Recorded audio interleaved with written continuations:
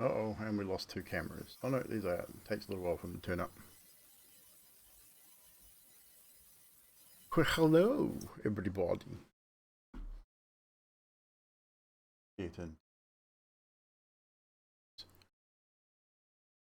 So, we're a little early, just because what happened to Trash's camera? Okay, we lost Trash's camera.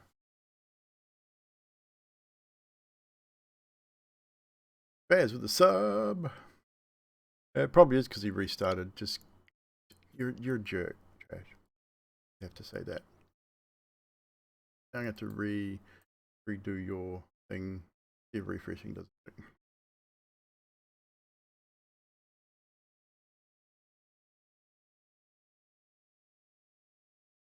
Sorry for the noise in the background. The child is being annoying.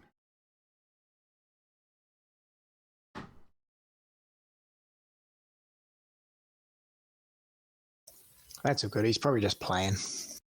Get into bed.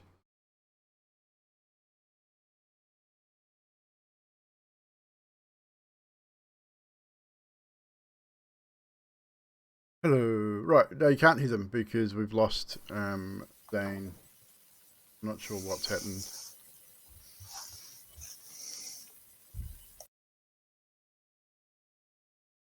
Because Trash changed the name.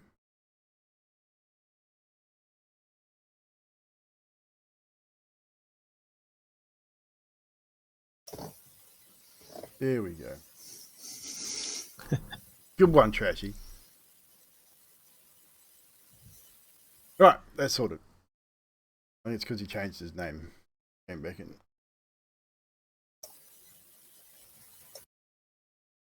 But I think we're good. No, you couldn't hear because I'm muted. That's why you couldn't hear it. But we got there. We got there in the end. It's all good. Dane's theme is grey. Yes. And Echo's is purple. So we are here for another Sunday night Vampire the Masquerade. We're a little bit early because we're all here, so we thought, why not? There's one of those things that happens. So if everyone is ready to start, we can probably get started. Although it looks like everyone in the chat right now is everyone that's in this call, and you're all just talking to each other in the text chat when you could just be talking to each other in the call. Yeah, we could be. But anyway. Oh, these are Mina and a Drac, so that's okay. Yeah, we've got a couple of viewers. That's all we need. Let's go. But no, Wednesday night, Curse of Strahd. Don't forget to come out and hang out with us for that again. On Friday night was the finale of the Stormlord's Wrath over on Yanti's channel. I can't remember whether you were taking a break or continuing on next week. But can tell people that. It's your channel. We'll be doing something next week. So yeah, this week we'll be doing something. But there you go. So not sure when the next module is going to start. Yanti will let you know on the Discord. Make sure you check it out. There may be a few changes to the lineup. But if you didn't see last week's episode, check it out on Yanti's YouTube. So, turn it over to the storyteller. We might as well start tonight's episode of the Vampires of Melbourne, Blood and Belief. Session 5, I believe. Season 2, Session 5. You are correct. So, we'll do the old Iraqi recap. It was the continuation of our hounds at the Masquerade Ball, which began with the mist that came over the end of the luxury yacht and a woman climbing into the boat. She attacked a man and was shot by 2 guards. The remainder of our coterie had just finished up with Sophie and her crew, and seeing this, snapped into action. Echo told Peggy to go with Isaac while she ran down some of the levels with her poison pen. Aaron moved to a better position where he fired his acid round at the woman, barely missing and putting a hole in the yacht. Zane, confused, not sure what to do, just stayed where he was, muttering to himself, whilst lastly Pip became invisible and waited to see what would happen. The drowned-looking woman made one of the guards walk off the boat, and she did it with just her words. An older man came forth and commanded her to stop, and the two of them embraced, and then Sam announced that this wonderful act was the theatre group, and what they'd done made our coterie feel a little embarrassed. After a bit of pride swallowing and a few litres of milk, the coterie decided to head to Sophia's museum, but they were unable to find or get a hold of Jax during this time. On the way there, they were attacked by some bikers, which turned out to be Aaron's rival gang. The group then, in this battle, took a few wounds and injuries, which in turn led to you guys defending yourselves. Unfortunately, the hunger got a hold of Echo, and fear got a hold of Pip for a time. Zane was able to knock one of the riders off his bike, allowing Aaron to pick up the ghoul for interrogation. However, this rider had a hand grenade at the ready. The team was quick to evade, but some more wounds were dealt, and some locals began to appear in the area. The coterie still 80%-ish fixed their vehicle. I guess the vehicle was pretty good, other than the back window. You guys then carried on to the museum, pushing about 3 a.m. The museum was heavily guarded, and the police were talking to the security there.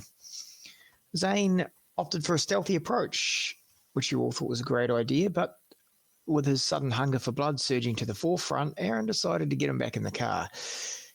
Echo was trying to stay calm, but just wanted to get in for the sword, and Pip was all but happy to tell the team he was ready for home. As you guys discussed what was going on, someone fired a weapon at the police, leading them to come over to our team who were waiting there, really baiting Zane into wanting to feed on them, I believe. A minor conversation was had, and the police let our coterie drive away as yet another gunshot rang out, leaving the cops to wonder if these people in the car were playing games with them. But with a few stern words yelled from Aaron as he drove away, it made them focus their attention elsewhere. So, welcome back to Melbourne on a drizzly Thursday evening. The rain had been steadily growing throughout this day. It's still a spring warm day, but it's got a dusting of wind to back it up. Our coterie had all gone to their respective places of rest in the previous night, and now most of them are back in their combined haven, all except for Jaxon, I believe. So, first things first. On a new night, Kindred, we all make that dirty one dice rouse check to see if we gained any hunger. So I'll start at the top of the screen. I can see Jaxon. All good? What's your hunger at? And what is your current hunger? It would be at 2. Do we drop a hunger for a night's rest? Or does that stay at 2? I don't believe you drop a hunger for a night's rest. You need to feed for hunger. So hunger 2 still. Yep, your willpower will be reset, however. And so, Isaac, did you get hungry? Success. No, success. Excellent. And you are sitting at 1 hunger? Sitting at 1, correct. Nice. Echo. A success. And you are sitting at 0 hunger. We shall see how long that lasts after eating the ghoul you did last week. Which brings us to Pip. Success. Success. And you are sitting at 4. It's quite high there, young Pip. You're quite hungry on the wake up. Zane. Success and 4. Success and 4. Excellent. And Aaron. Sitting at 2 with a success. Nicely done. So just remember to reset any willpowers that were spent. And will anyone be trying to heal wounds today? Tonight, I should say. Yes. Okay, so we can resolve that. We can resolve that in order along the bottom of the screen. So I'll go Echo, Pip, Aaron, Zane. Echo. So how many wounds do you currently have? I have 2 superficial, 2 aggravated. Okay. So which would you like to be healing? Aggravated? Okay. Well, So- how much does that cost me? Let's start with that. So I believe to heal 1 aggravated, it is 3 rouse checks. Okay, so I'll just do 1.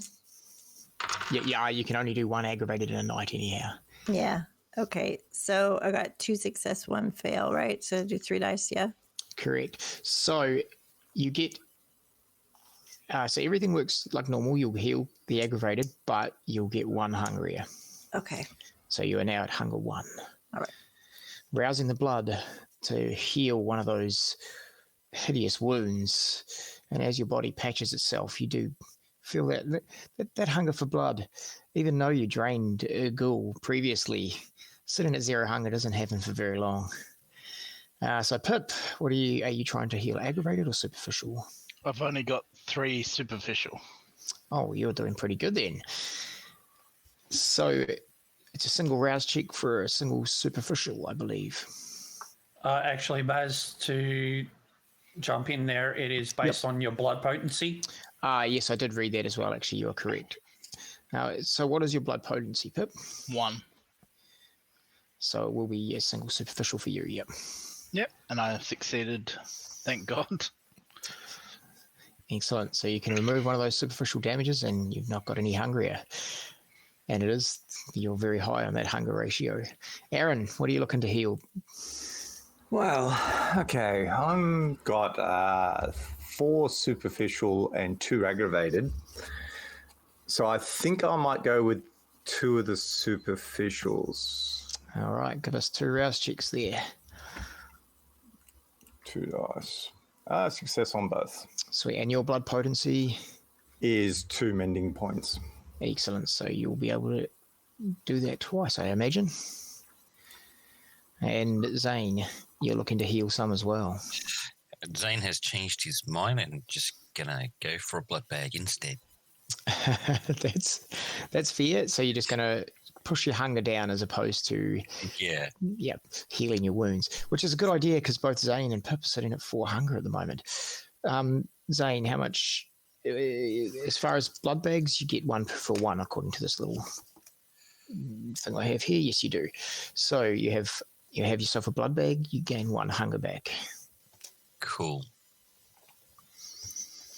Puts you down to 3. Yep. It takes a little bit of time drinking these blood bags, healing these wounds, but eventually everyone pushes himself, unless they want to do something else, back to the conjoined haven, most of you. So in this haven would be, and just interrupt me anytime you need to, it would be Echo, Pip, Aaron, and Zane currently. You guys can pick up here if you like. Echo would like to make a couple of phone calls. If I could, I'll call Isaac. Are you in the public with the group at the moment, or are you on your own? I think I went with the group to the haven. So okay, so you're just making the calls in the same room as them, or you're stepping aside? I might step outside if it's available. So no problemo. The call to Isaac and. Just so you're aware, Jaxon, do you still have people looking after this place? You had security on this building. Do indeed. Okay, so you would, when you step outside, you would see Jackson's couple of guards that you would have passed in previous nights, doing their rounds, walking around, bits and pieces, standard guard thing, just so you're aware. I'm gonna probably just text him and say with an address to where to drop off Peggy and to come and find me as soon as he can. Okay, so that's a text to Isaac. Isaac, you will get said text. Do you reply? Yeah, there will just be a okay message to confirm. Good as gold. My belief is that Echo told Isaac where to drop Peggy that night. If you didn't, No, Isaac, when he was directed to take Peggy, would have taken Peggy to to his safe house. Okay. Because he had no idea where to take Peggy. So good as gold. She would have been quite happy to try and point you in directions of bars, seedy underground clubs, biker areas, but you eventually got her back to the safe place where you are hanging. And now you have information on where to take her now for the day. And she has a terrible hangover, just wants to go to her bed, so it's not a hassle. Back in the haven. Echo, you're outside making this text. Anything else you'd like to do? I would also like to call Nathan. Nathan, there's a man we haven't heard from in a while. Yeah. A few nights. You can make a call to Nathan. You have his number. You've called him previously. He picks up and says, well, hello. Hello, Nathan. That Gangster's Paradise place, is it? I want to buy it. That's amusing. Yeah. When the prince so eloquently has been, well, we've been told he's expired, many of his possessions go to certain friends, long-time acquaintances and elders that are close to him.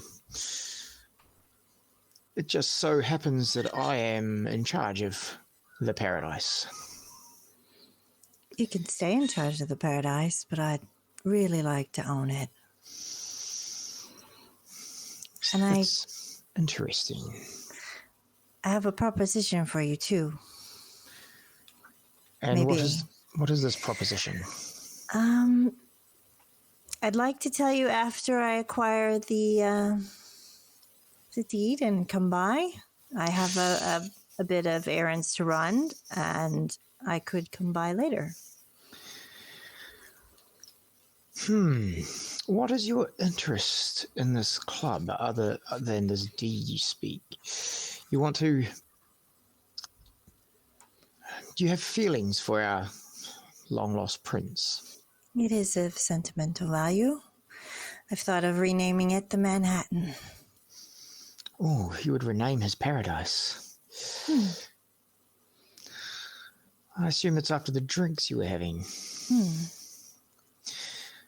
Echo, can you give me a composure persuasion, please? I'm going to roll against me. Ooh. Is this a social setting? It is a social setting. To a point, yes. I will give you that. Okay. Yeah. 1 hunger. Okay.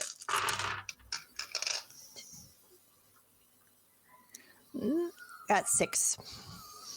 I'm going to use a willpower. Oh!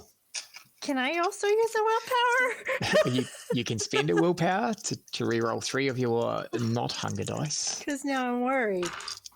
Oh, shit. 1 fell off the table. Okay, no. Still 6.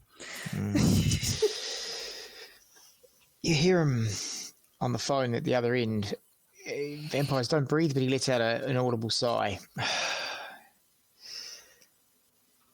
I would like to see this club, and you can sort of hear some noise behind him. He may even be there.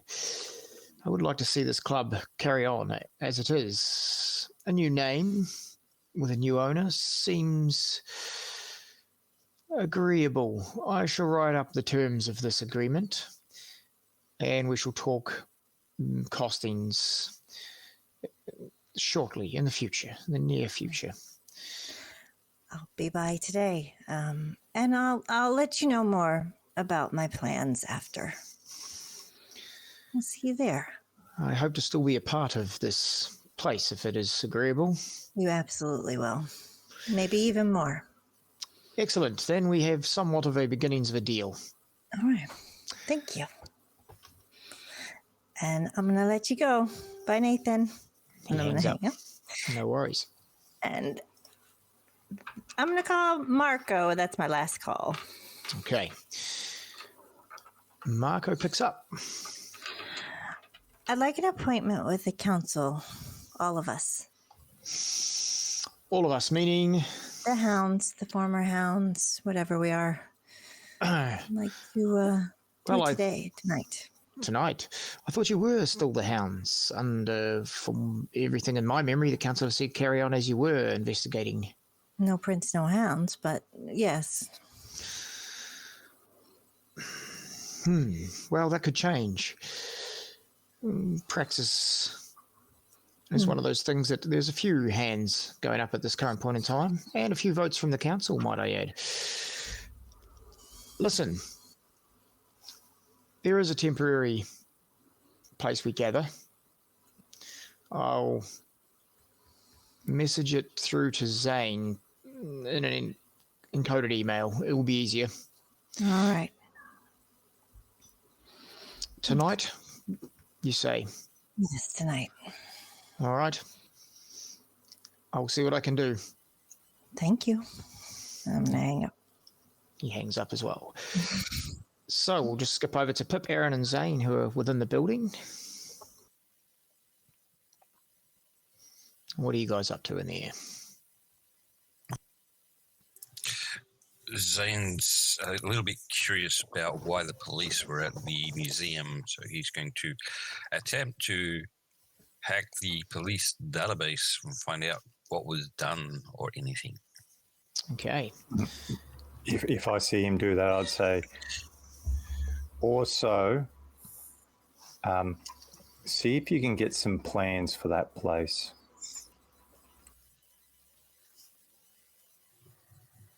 I believe I already did, didn't I? Yes, you did. How detailed were the plans? They were a general set of architectural plans. It gave you pretty much everything you needed to know as far as how many floors were. I think that's how you guys discovered the floors and where her office was and all that sort of jargon. As far as if you're talking like secrets and where the I'm lost for words. The vault, where the vault would be, all the lockbox and description. There's nothing like that on there. But those sort of things usually they wouldn't put on a plan, especially if it's run by Kindred, just to make sure that people don't know where their vaults and whatnot are.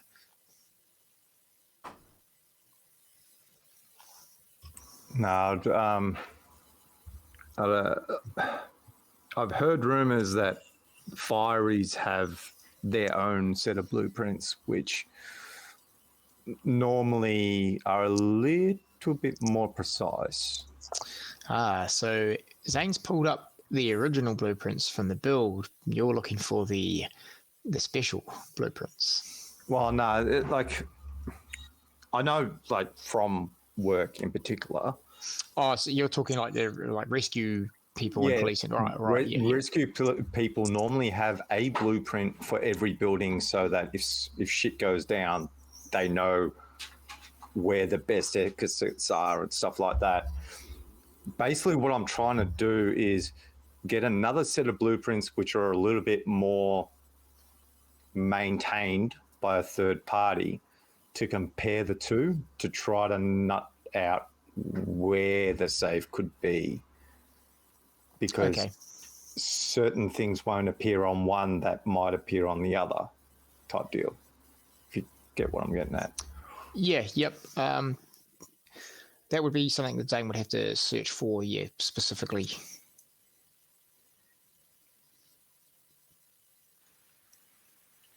Which is what you're asking him. So Zane, you've pulled up the regular blueprints. He wants you to look more into that style of where you can maybe get into some sort of special blueprints that would be used for like search and rescue or ambulance, police, fire. Basically, get every single blueprint you fucking well can for that one building. Every single one of them. I don't care how old, how new, how altered, how trustworthy. Okay. Hey, if you can also get Jackson's one, that would be good, because he would probably have the security layout on there as well. This all seems really pertinent and important, but I have a question. Do you think Mr. Smith would mind if I could snack on one of his guards? I'm so hungry. So hungry. Just a bite. You could always ask them. Okay. And I'll skip off outside to the guards. So, as a note, Jaxon, the guards you have around the building, how many are kindred, how many are human, how many are ghoul? They're all kindred. They're all kindred. He doesn't trust human ghouls for that kind of work. Unfortunately, Pip, it wouldn't help you in this episode, but you may be able to find it's early hours of Thursday evening. You may be able to find someone on the street you can follow. Are there any apartment buildings around here? Let me check my map. There's housing nearby, yes. Apartment building, not so much. It'd be a little further away. I'd still be asking them if I could snack on them, though. Yeah. One of them looks at you and he just gives you that sort of the old one eyebrow, and he's like, "It's probably not a good idea. You do look extremely hungry, sir." Yeah. Need to find someone who's sleeping.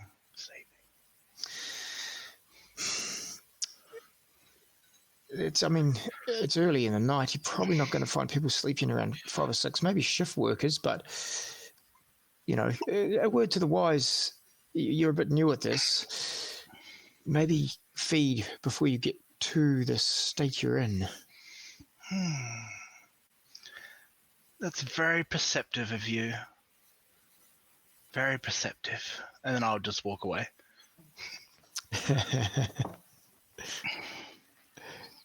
All right. Are you walking anywhere particular? Heading to housing, heading to park areas? What are you looking for? I'll head back in for now and ask Zane if I can have a blood bag. He may have a spare. Some food, Zane? Fridge over there somewhere. And I will go to the fridge and grab a drink. Right, so for you, what does a blood bag give you? What is your blood potency?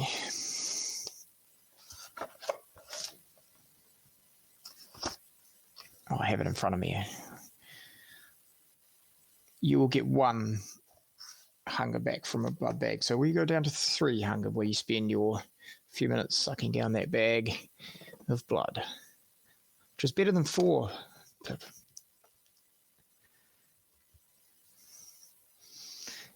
You don't find the taste as nice as the sleeping people you normally, it's not that warm, flowing, fresh blood. It's kind of tainted. It's almost like having a bad steak from what you remember in life.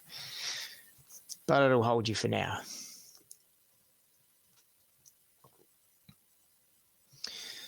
Zane, hacking the police database. It's a tough one. You're going to have to make a roll for that.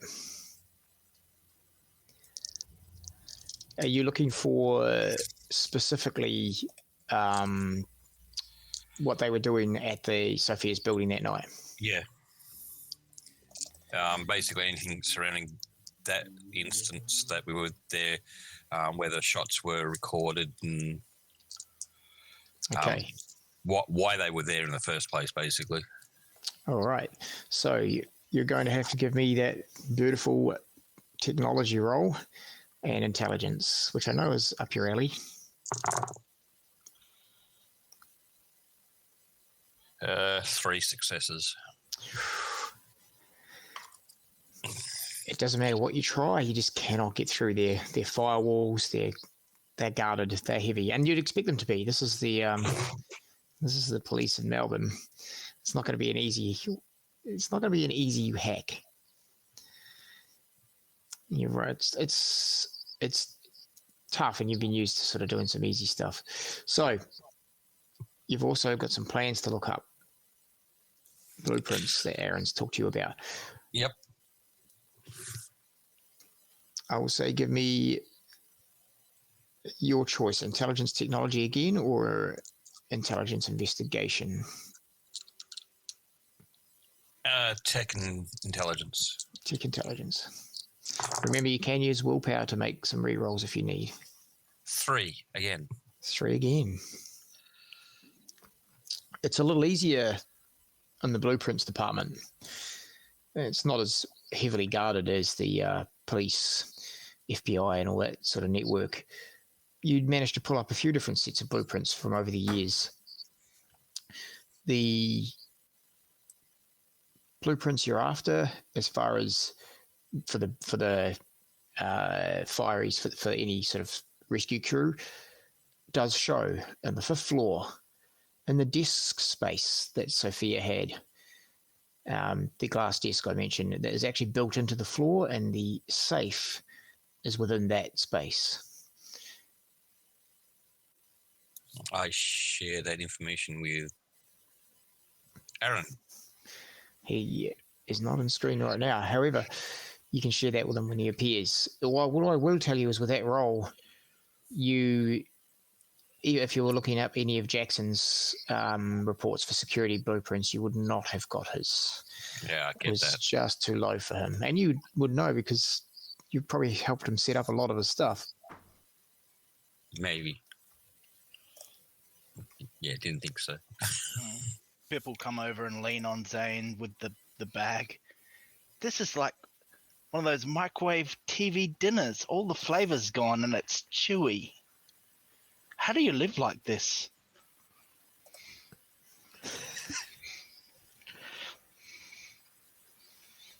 Blank stare. I don't understand how you guys can eat human blood in the first place. Oh, Zane, you're give me something. Marco's supposed to send you an address. I need that, please. And like magic, Zane, an email came through while you were searching. You have an email from Marco. I'll flip back to my page. It's definitely an address. It says it's coded. You had to.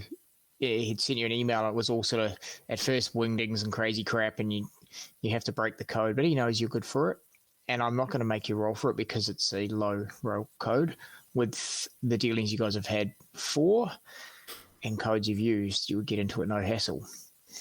And it states that the temporary council is in the Lost Gallery in Northcote. It's an old school grey building, 5 or 6 stories, and it has state-of-the-art technology, cameras, and security. Not by yourself nor Jaxon. The meeting he's suggested to be around the 10 o'clock mark, so you have a few hours up your sleeve. I'd like all of you guys to come with me to this whenever Zane gets it. I've scheduled a meeting with the council. Kind of to see where we're at. Okay. There's the information. All right, you gonna be able to go with me? All of us? We can get a hold of Jaxon probably? I can try him again. Yeah, sure. Is this the sort of meeting that could have been an email? I hate meetings. No, it's not.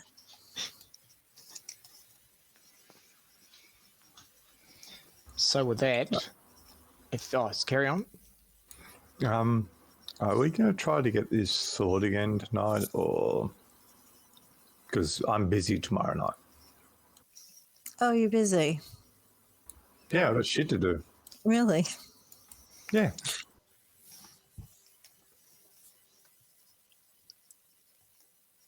What? My life doesn't revolve around you. Oh, it does. I don't think it has for 50 years. All right. Well, you are available tonight?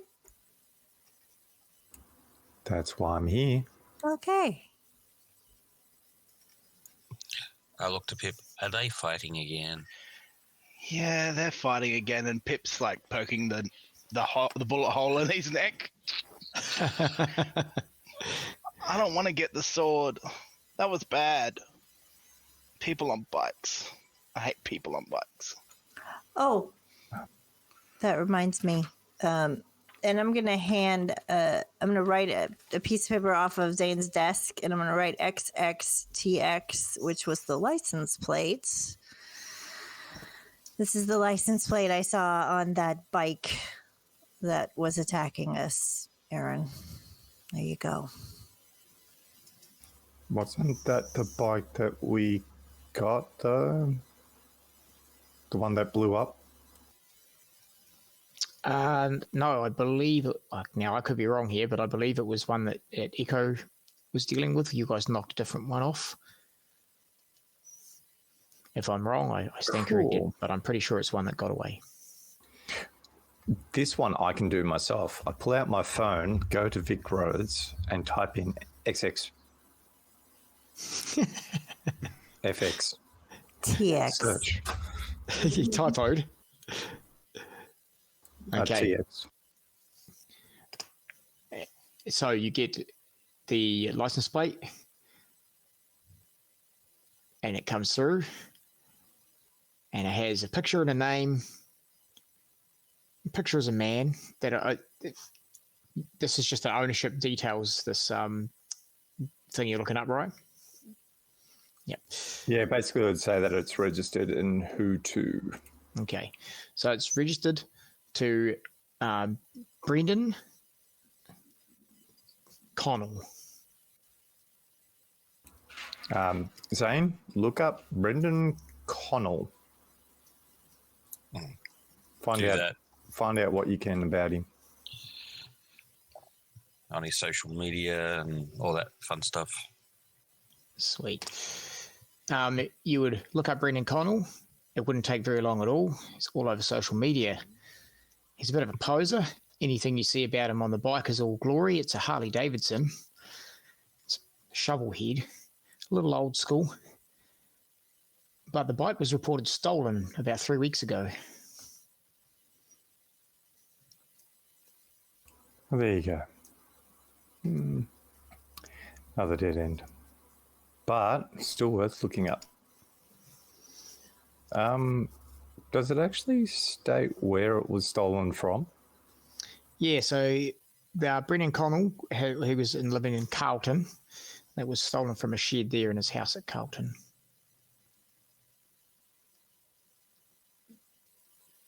Or in the area of Carlton. Right, okay, cool. It gives you details and addresses and whatnot because he was looking for the bike. He was after any information. You can sort of see the backlog. We will just skip over to Jaxon momentarily. I'll get back to you shortly. And when we get back, Isaac, you'll be with the crew. You would have had enough time to drop Peggy and come to the crew. Jaxon. Indeed. Where might we find you at this point in time? I will be, depending on the time, I'll probably be getting ready to meet with Sophia Hall as per arrangement that I'd made. Your arrangement was to meet her around 8 p.m, I believe. You were going to pick her up. 8 o'clock, yeah. Yeah.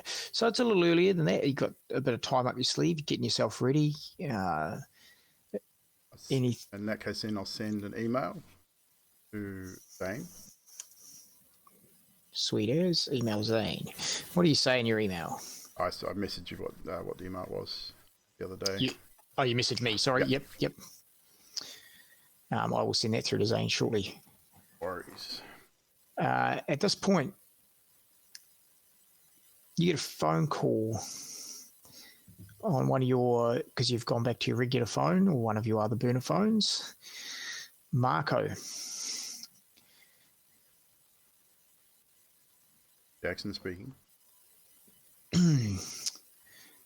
Jaxon, everything going good? So. Stuff I need to do, but making progress. It's fine. Listen, we're going to have a temporary council. I've coded message to Zane. It seems that you're not around the other hounds at the moment, and due to our prior conversation, I figured I should probably contact you separately. Are you available for the meeting tonight? Meeting? What meeting? At 10 a.m. The hounds have asked to meet with the council. Pertaining? I'm unsure, but while we have temporary means to gather together, it's probably a good idea to talk about where things are at and what the hounds need to do or not need to do, whether they stay together or dispatch. I had it in mind to catch up anyway. So. Well, if I have a previous meeting that I need to attend, no problem. I'm not sure how long that will take, but we're meeting at 10, give or take. The information I've sent an email to Zane under code. It'd be wise to try and keep it off the phones. If I can send you the coded message, do you have someone who can decode it? Pretty sure I can figure it out. Listen, I've been going through some notes of Prince. Leslie seems to have some suspicions here. What do you think of the rest of the hounds? Or where do you stand? Let's start with, let's say, Aaron. No secret that Bruhar and Gangrel don't see eye to eye. Aaron is capable. It's stupid, but capable. Done for hire, pretty much. Gun for hire. Works for the highest bidder. He's got no loyalties. Yeah, as the prince notes himself, he's been, well, before he met his demise so recently, he had made notes, and as you well know, we were doing our own investigations as you were. We were taking notes from you and others. He seems to be wondering if something you guys mentioned earlier on when the first attack happened, whether the gangrel were involved because of the shape changes. And what about Zane? Do you trust Zane? I'm not exactly sure where Zane is half the time. He's inside his own head, scared, and rightly so. I mean, I'd be lying if I wasn't concerned about the SI attack on Elysium. And Leslie's notes here, he says he thinks it's possible Zane could have double-crossed him with some of the security setup. Do you think he'd do that?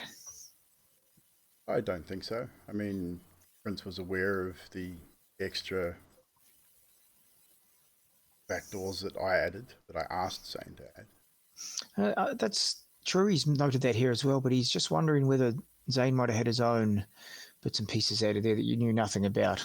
Was he that type of kindred? Zane values his own skin much more than that. That's fair. Pip, how's his training and learning going? I honestly couldn't tell you. I have spent very little time with him. The time I have spent with him, he's young, to say the least. He's naive, easily led. Wouldn't take much to see the wrong path. Do you think he has been sent on the wrong path? Possible. You can hear him writing in the background. And then lastly, our Prince notes Echo. He's written her name in capital letters here. And he also made a note of how she, at the first, very, very first meeting of everyone, when he made his speech, she was the first to speak. And he mentions a nice meeting they had at his club, the Paradise. But there's a lot of question marks after her name. He's written mole, he's written ministry. Has she ever done anything that might lead you to believe she could be ministry or working for maybe like Jenny for the FBI? I would say that she's definitely not working for the FBI. Doesn't seem right. I don't think, I mean, whether the SI and the FBI work together always, I don't know, but... Possible. I mean, humans. Doesn't seem the type to work with you. Not on that. Fair. I have my own suspicions of other intentions, so. Duly noted. Is it something we should talk about on the phone, or would you rather... Definitely not a phone conversation. It's something that would definitely be better face to face. Excellent. Well, hopefully we can catch you tonight. Well, bring me when you become free. We will meet with the hounds anyhow. Send me the information. If I'm able to be there, it will be. And he sends you the same coded message that he sent Zane. I'll hand it off to one of the guys. Yeah, I would say it'd take them a hell of a lot longer than Zane to decode it, but you'll eventually get that. And you've got plenty of time up your sleeve. I don't know if it would take them that much longer than Zane. I got probably 2 or 3 guys that work for me that would be as good as, if not better, than Zane. Noted. If they are kindred? They are. Okay. We'll give you that. That is... you get the same information that Zane picked up about the gallery, the lost gallery in Northcote. And so if you do make the time, you know exactly where to go. I will endeavour to do so. Like, I'll try and get this first meeting over with before then. Good as gold. No problem. we will skip back to you shortly when you meet with Sophia. No problem. Isaac, you're headed into the... Echo, sorry, did you give Isaac the information on how to get to where you are now? No, I did not.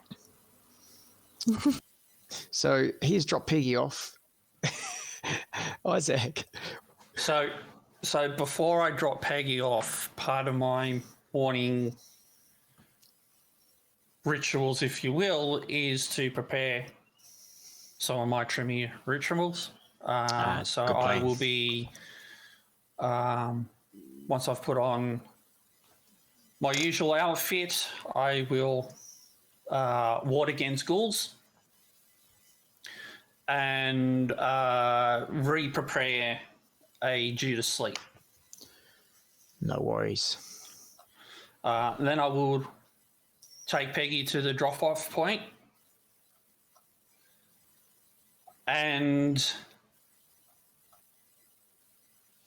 sensing where the crystal that I gave Echo, it acts as a craft bloodstone. Okay. So it will allow me to get in a reasonable proximity to where Echo is. So I don't know exactly where she is, but I have a close proximity.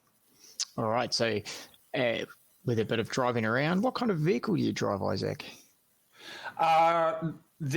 Today I am just going to take an Uber. Ah, good idea. And when you get nearby her position, what is your plan? My plan is if there's like a parkway or close by buildings, something like that, I'm going to roll a willpower roll. Nice.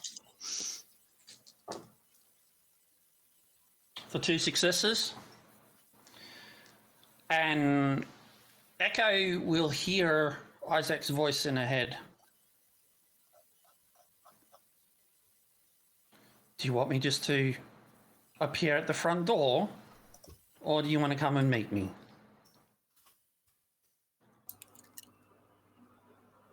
Are you here? I say out loud to no one. There's a Pip standing there. I'm just talking to myself. She's mad like us. I'm at the nearby park. Big tree. I'll be waiting. You can't come to the front. Okay. So it's the park is nearby, I take it. So I will go and get Isaac and fetch him and bring him back with me. Okay. So you go out to fetch Isaac. Evil, I'm just looking for that message for Zane. I'm having trouble finding it there. Are you able to DM that through to him if you've got it? Yep. Sweet. Cheers, mate. I'm just trying to look up 20 things at once here and I'm a bit lost on it. So, Echo, you go out of the building. It doesn't take you too long to get to Isaac. Alan, a block or so away. Sorry, carry on. Mr. Croft. Come on, you're getting so old in your old age and can't make it to the front door. You really expect me to walk up to a front door unannounced and raise multiple suspicions? Come on, Emily. You know me better than that. All right. I've got some... I mean, you've almost met everybody, except Jaxon, who's not here. But come on, I'll show you the gorgeous residence we live at. Are you free to see the council with us? Oh. Why would you need me for the council meeting? Moral support. Words. Making out alive. You know. As you guys get closer to the haven, two of the guards of the multiple guards that are there come forward. They draw their weapons, just not pointed at anyone, but just draw the weapons out. And they say, sorry, he's unavailable. He cannot come in here. Unable to come in here. He's a friend. We have strict instructions. No one but the hounds. There are no more hounds. Prince is gone. If Sarah Barnett can come, he can come. I don't believe she's been here, ma'am. He's coming in. I'm afraid we cannot let him. And he looks to the other one. Call Marco. Now, gentlemen. There is no need for that.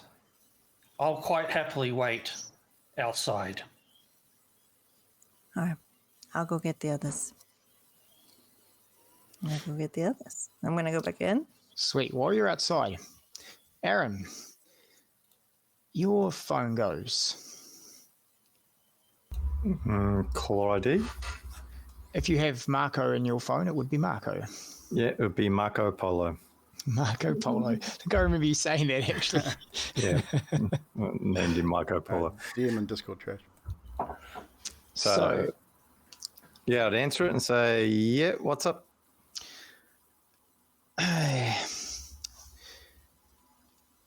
Oh, I've got a text message to send you. Shite. Yeah, well, that's what I'm ringing you about. You did send me a text. Yeah. I'm just reading through now. Yeah. I've also just had a call from one of the security there, and I believe it's Jackson's team has sent him a message too, saying someone else is trying to be brought on site. Are you aware? Yeah, I think so. I think that's Echo's friend from last night. Well, they won't let him too near the property because it's supposed to be secret, according to Jax. He's told them not to let him in. You may have difficulty there. Nonetheless, I rang up. I'm going to talk to each of you tonight, and you're all coming, hopefully, to a meeting later on, but I just need a minimum of your time, if I can. Yes. Are you alone, or can you get separate from who you're with? I'm outside, and I can move further away if need be. And I start walking like away because it's a pretty big compound, if I remember right. So I'd be walking away from everyone. Okay. And he says, I've been going through the prince's, lost prince, Leslie, his notes. And I'm just curious at some of the notes and things he's written here. And I thought maybe I'd get your take on it. I've been getting the others' take as well. What's your thoughts on Zane? Do you think he would try and create many loopholes so that he would have access to the prince's information, or maybe something to do with Elysium? No, he would just hack straight in. He wouldn't do back doors. He's not that type of a person. Wow. What I've seen of him, at least. And Pip, how's he going? Are you working with the training on him? Yeah, he's doing okay. He's an interesting character. He seems to be of two mindsets. Yes, the prince actually notes here that he needs study or watch most of the time, but he has good thoughts, or he had good thoughts that Pip would come around. Very insightful. Do you think he's easily swayed? Well, sometimes, yes, he can be swayed, but everyone can be swayed. No one is immune. The prince notes here just says easily, and underlined easily swayed. He just wondered if maybe there was some sort of outside source trying to push Pip in a specific direction. He kind of goes with the most strongest personality. But at the same time, he does have his own mindset. Who would you say is the strongest personality amongst you lot, the hounds, Aaron? The strongest personality? Yes. Well, me. That's fair. Gangrel to the end. Yes. And what do you think of Jaxon? Not personally, just how he is. Do you think he is capable of setting up our prince? Yes. Straight out. I think he is possible of doing that. He seems to be all about the power.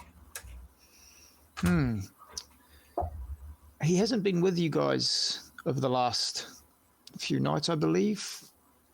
Yes, he came up with his own plan and went that way. I don't know where he is anymore. So the hounds, what sort of leadership is there? There is none. We work as a group. We have always worked as a group. The group decides, the group does. When you throw people together without actually determining a leader, that's what's going to happen. That's fair. And lastly, Echo. He's noted here that he thinks she could be ministry. He makes a few notes about a meal with her, some drinks, and so much as to note that she was the first to sort of cheer after his announcement on night one before the initial bomb went off. Would you think Echo capable of something like this? Being ministry? Yes, or even just opposed. No, not ministry. I don't think that's what she is. I don't think she's truly a Camarilla. She's probably a little bit more independent than that. And you hear him writing in the background. More independent, like yourself. Yes. She seems to have an agenda, but that could also be due to the fact that she's a storyteller. You do make a point. All right. Hopefully we'll see you tonight with the rest of them at the location we've sent. Yeah, that's something I need to actually talk to you about too. Now that the prince is gone, who's paying for me? I will cover everything that the prince has sorted. At this point in time, I shall get any monies from myself and all the council if that's what it takes. That's okay. It's just, I can't do this for free. I got bills to pay. That's fair. We all have, even in this world we live in, money still seems to rule a lot of it. Yeah, kind of a downfall. I thought all that we would have been above money, but it's the root to all evil. Okay. All right. I shall catch you later on. I think I've got what I need. No worries. Have fun. He hangs up. During that call, you have a message from Mick from Mick. Yeah. Says that your rounds are complete. Awesome. And the wasp knife is ready to go. Excellent. I'll try to pop in tonight, but it might be I'll get it off him on the poker run. Sweet. Depending on circumstances. Last night was a little bit hectic, so I'm not foreseeing tonight being much better. You sort of give that to him in a text, do you? Yeah, just that. Like, last night was nuts. Hopefully see you tonight. If not, bring it to the poker run. Cool. That's at the stage that Echo would be coming in to let you guys know what's happening outside. Yep.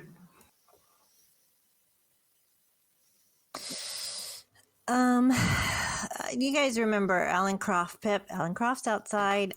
We need to, he's not allowed in, apparently. So he's waiting outside for us whenever we're ready. And I get in trouble for showing someone where we live.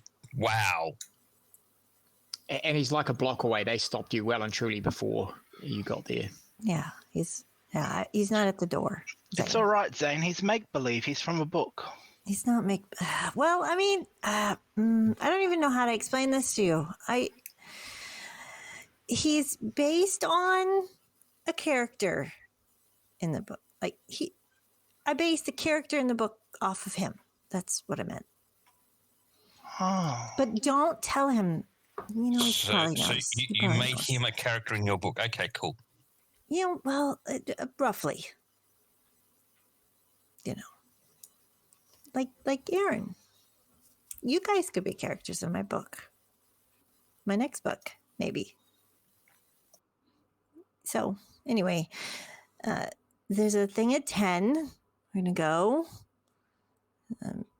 Dress as you are. And, you know, when I turn to leave, we leave, right? You're not going to make a scene. Zane? Why would I make a scene? Make a scene. Yeah. And no body parts will be brought in our pockets to the meeting.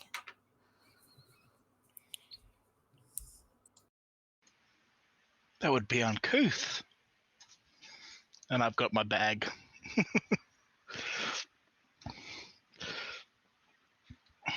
Right. What body parts?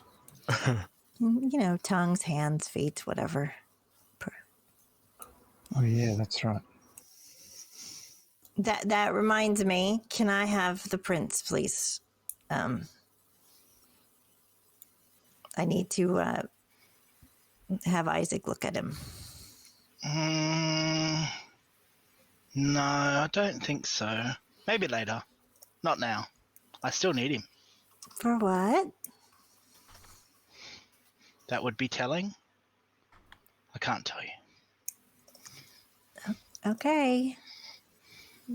I'm worried. Okay. Does anyone? Thanks for asking. Yeah, you know.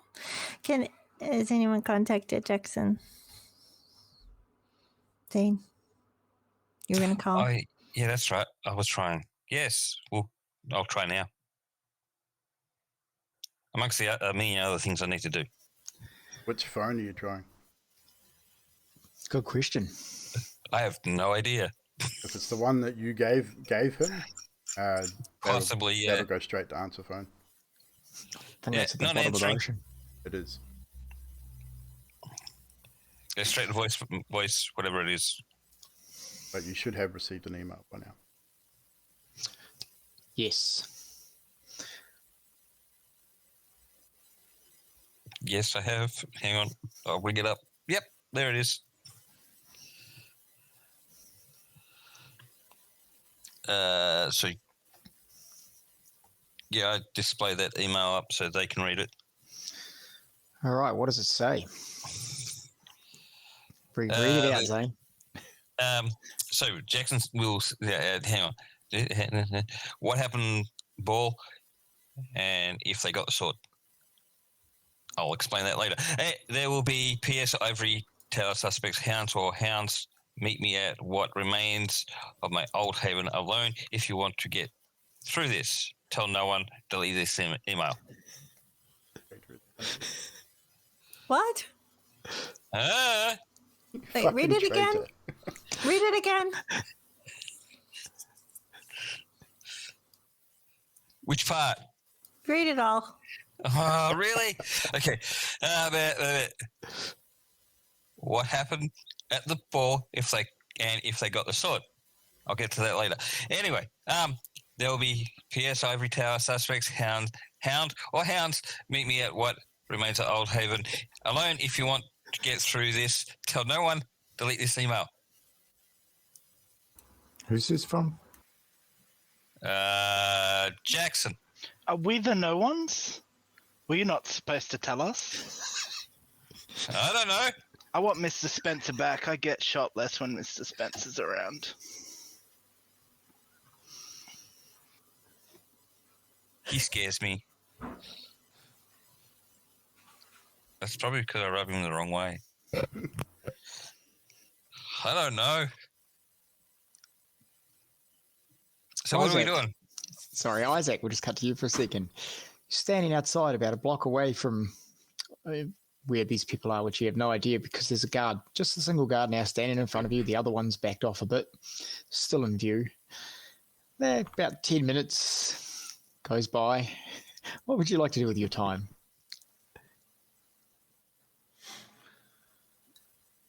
Isaac is just going to sit and wait because he knows Echo wouldn't let him down. So he'll just continue to wait, but starting to get a little bit impatient.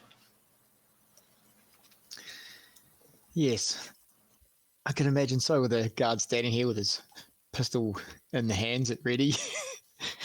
Every now and then the guard just looks over to you and he says, so, nice night for a walk. Indeed it is. And he does the old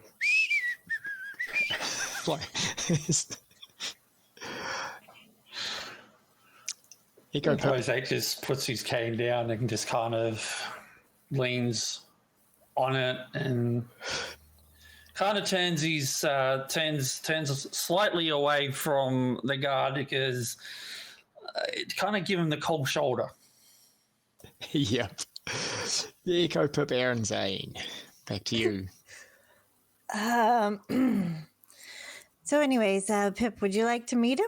Alan Croft, and his name's Isaac Graves, actually. New friends. And Aaron, you probably need to meet him. And Zane, we should probably get going. You guys need to eat? You want to go out for dinner somewhere? Find something? Are we going to the Old Haven?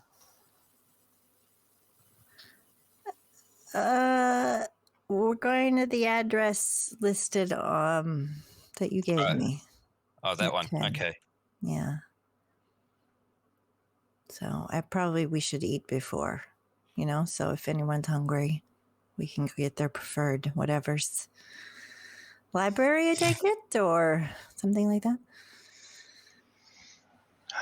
The library. I miss the library. All right, I'll come on. I'm going to start walking now. I'm going to change. I am going to change first as a Toreador. I'm going to change it to something business-like. Business-like, all right. Because that's important. Evil, I'll just send you a picture into what she changes into.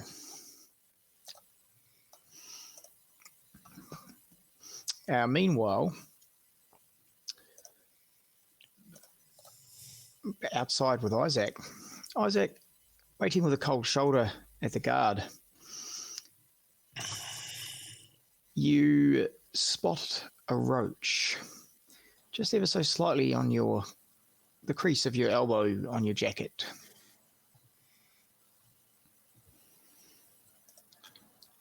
Good evening, Van Diemen. And the roach has something taped to its back, and as you notice that, it sort of flutters off, moves along towards where Echo went. Evil, if you're able to put that picture up, you can see what Echo has changed her attire to.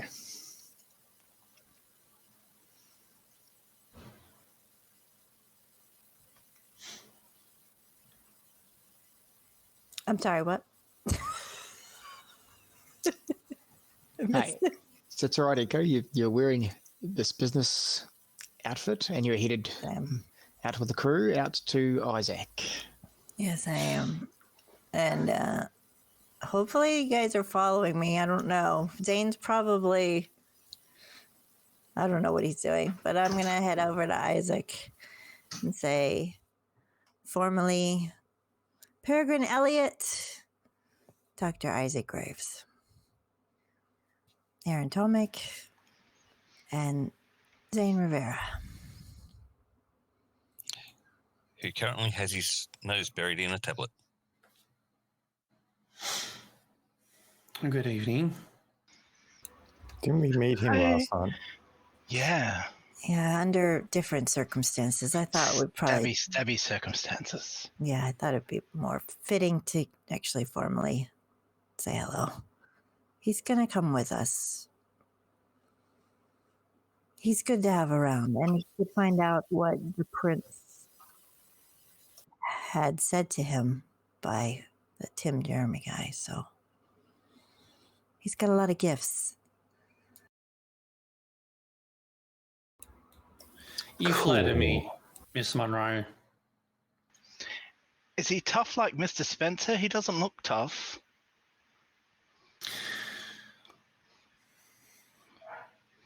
It depends on what you mean by tough. Am I going to get shot? Most likely.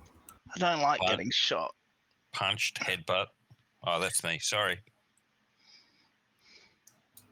I have no plans to shoot anybody. The things that Isaac can do are much, much worse than bullet holes, but he's more reserved in nature. So I don't think you'll do anything to aggravate him.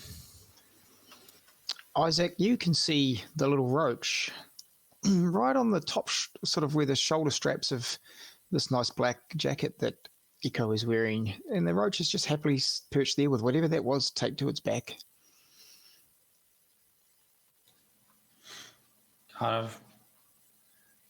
Isaac kind of gives the head note to the shoulder where it's sitting on Echo. Ooh. I just changed.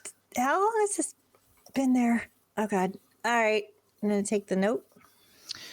As you sort of reach for the roach, you notice it's actually a chest pawn on the back of this roach, taped strategically so it can still spread its wings. It's a large roach, and there is a piece of paper wrapped around the chest piece. As you open the note, it says simply, Friday, 2 a.m., our chess game, Treasury Gardens. Thank you. I'll say to the little... I'm trying to take it off without hurting the wings and stuff, so it can still... Yeah, it comes off easy enough. It doesn't seem to hurt it or damage it in any way. And the little thing flies over, lands on Pip's shoulder, and then sort of bounces from each of you one by one that's there, and then disappears. I think that was Mania. I told you he'd be all right. When it lands on me, I'll try to kill it. Yep. Sorry, Aaron. Aaron, you got to be quick. Yeah. Dexterity and squish. What is squish? What do you want? Brawl or melee? Yeah, I'd go brawl. Right. Yeah. Great.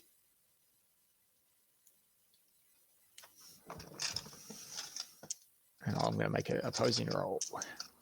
Okay, I'll tell you my roll after you've rolled. Oh, this is good. 4 successes. 6 successes. Crapulence.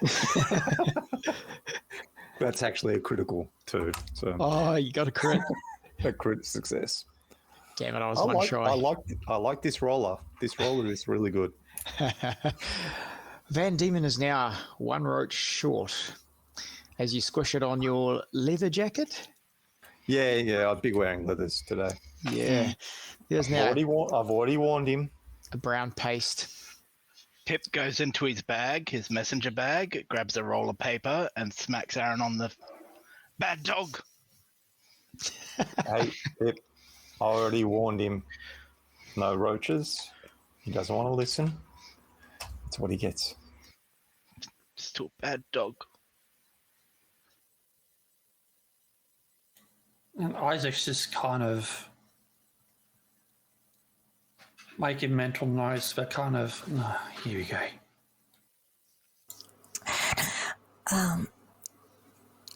Isaac, I feel like Pip's looking a little hungry. He had once told me he prefers the drowsy. And is anyone else needing to feed before we head off?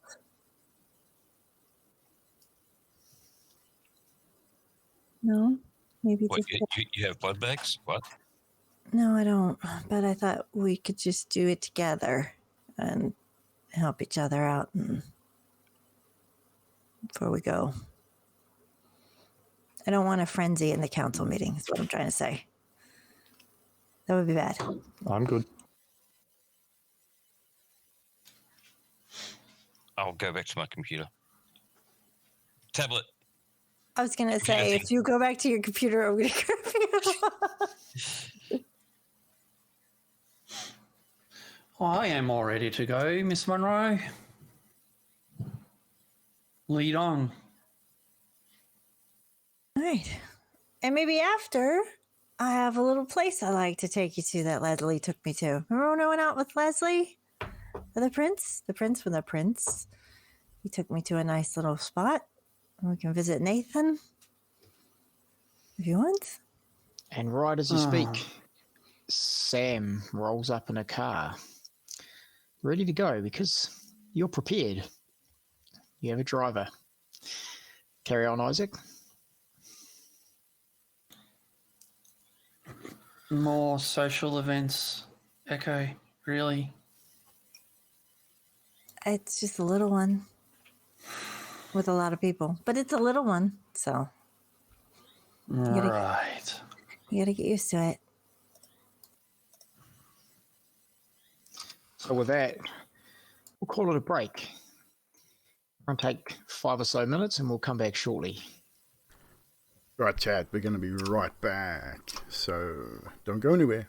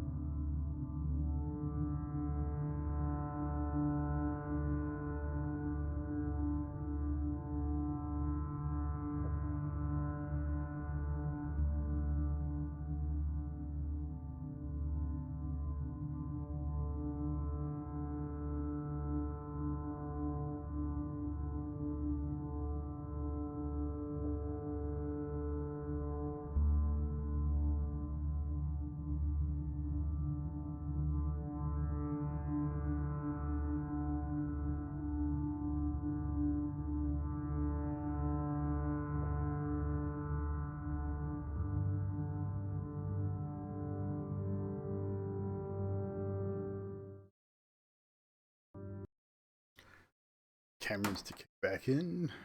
Didn't take too long. There we go. And we're back. Just a short break. Yeah, just a short break. Have a drink, go to the loo, do the things and stuff. Nervous pee, nervous poo. Yeah, whatever works. We'll turn it back over to our storyteller and continue our story. Right, so we're going to go. That'd be reaching around the 8 o'clock mark now. Jaxon, you would be about to pick up Miss Sophia as per your agreed arrangement. Indeed. What vehicle are you driving? Be the Mustang, black Mustang. Lovely black Mustang. Very loud black Mustang. Loud, obnoxious. Not obnoxious. It's a new. It's the newer one, not the older one. But they're all straight pipes. They're all really loud. Nice. Getting 1 mile to the gallon. Pretty much.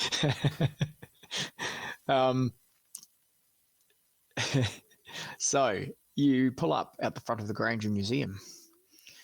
There's some guards out there, similar to the last time you were there with Zane. Heading up the stairs to the front, you would catch the first couple of guards, and they would, knowing who you are now at this point, one of them puts his hand up and says, "Excuse me, sir, you have business?" I do. I have an appointment with Miss Hall. As agreed upon, I'm here to pick her up. We have a business transaction. I'm afraid that's impossible. Why would that be impossible? The second guard who's not talking to you puts a hand to his ear. You can see his earpiece. And even though they don't need to put their hand there, it's just a terrible habit that these movie people seem to have. He puts his hand to his ear and he says a couple of words about Mr. Smith. And the first one says, "Well, it seems that Miss Hall never came home last night." Okay. Were you And at the masquerade ball, the Ocean's Embrace? was briefly. Saw Miss Hall. She was there. Okay. Indeed. Would you be happy to meet with one of our, Sophia's personal assistant? He's got a few questions. Only here to do business. If I can conclude that business with her personal assistant, happy to. Well, we can't make that decision, but yeah, if anyone can, he can. Follow me, and that one guard who's talking to you lets you in. The other one stays outside.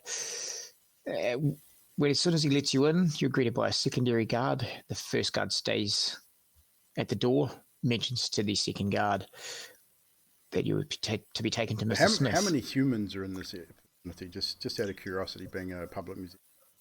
So it's a public museum, about 8 at night. There's quite a few. You're looking... Blush of Life. Keep up appearance. Is there now? We haven't done Blush of Life, have we? Is there a rouse check for that, or if we have done, I can't remember.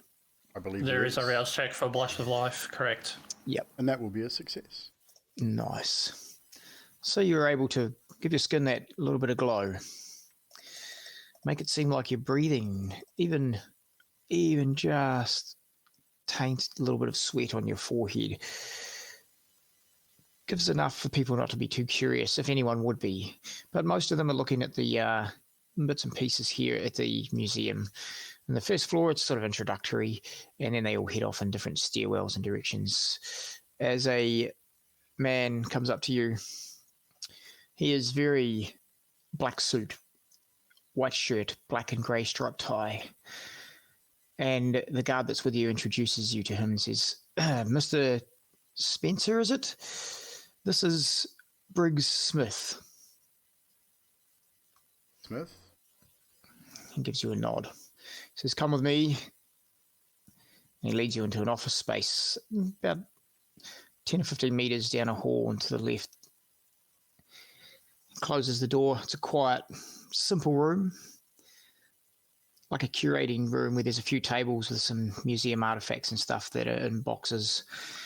And he says, "Jaxon Spencer."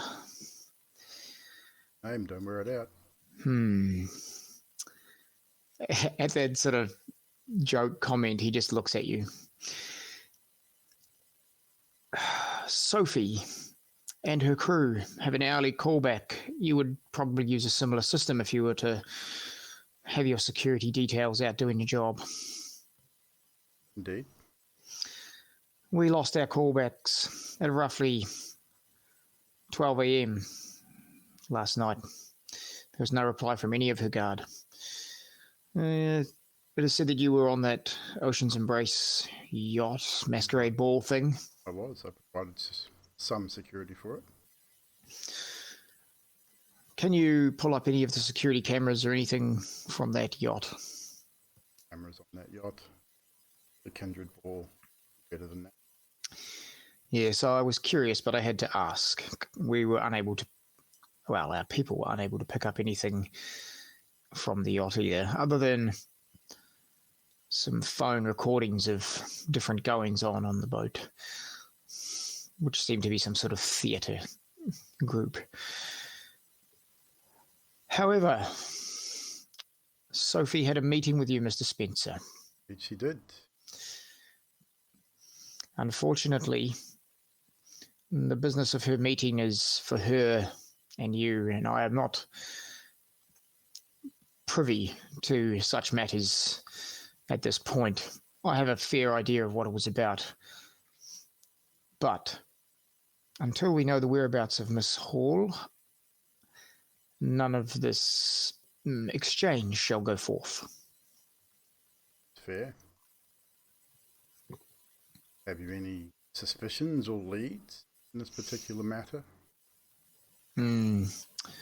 Well, we did have the police here on the evening to try and figure out what may have gone on, but we used, the right channels, so the regular police force know that she's missing as well. It doesn't seem so hush-hush that way. It seems normal to everyone, so to speak. A prominent anarch baron goes missing. Melbourne. Last seen at the Ocean's Embrace Ball, as you say. Correct. Any known enemies? I mean, maybe I can be of assistance. Security is the game. Finding people, protecting people. As you know, Mr. Spencer, in our business, the business of the kindred, many people go missing. Barons are usually the exception. Barons, the prince. Seems to be a lot going on over the last few weeks. Ivory Tower and Arc Movement have a bit of truce. Yes. SI is closing in. Probably well aware. Tentative is a good way to put it. Because with Miss Hall in the missings list, unless we are to be able to find out where she is, where her whereabouts is, I believe that truce will fall apart pretty quick. Imagine as much, especially if they suspect the Ivory Tower's involvement. I believe you have met some of the other barons. Briefly. There is a lot of suspicion, and most of it is around the tower, the Sabbat as well. We all know what the Sabbat about.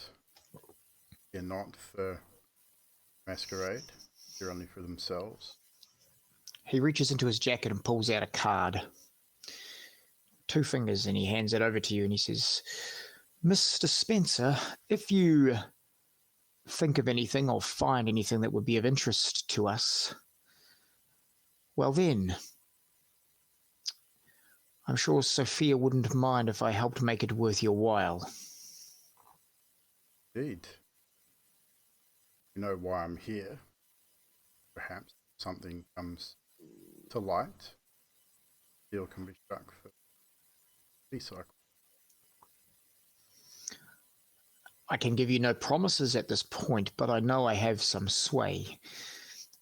If we have a definitive finding on where Miss Hall either is or is not, then I could probably make this procurement happen.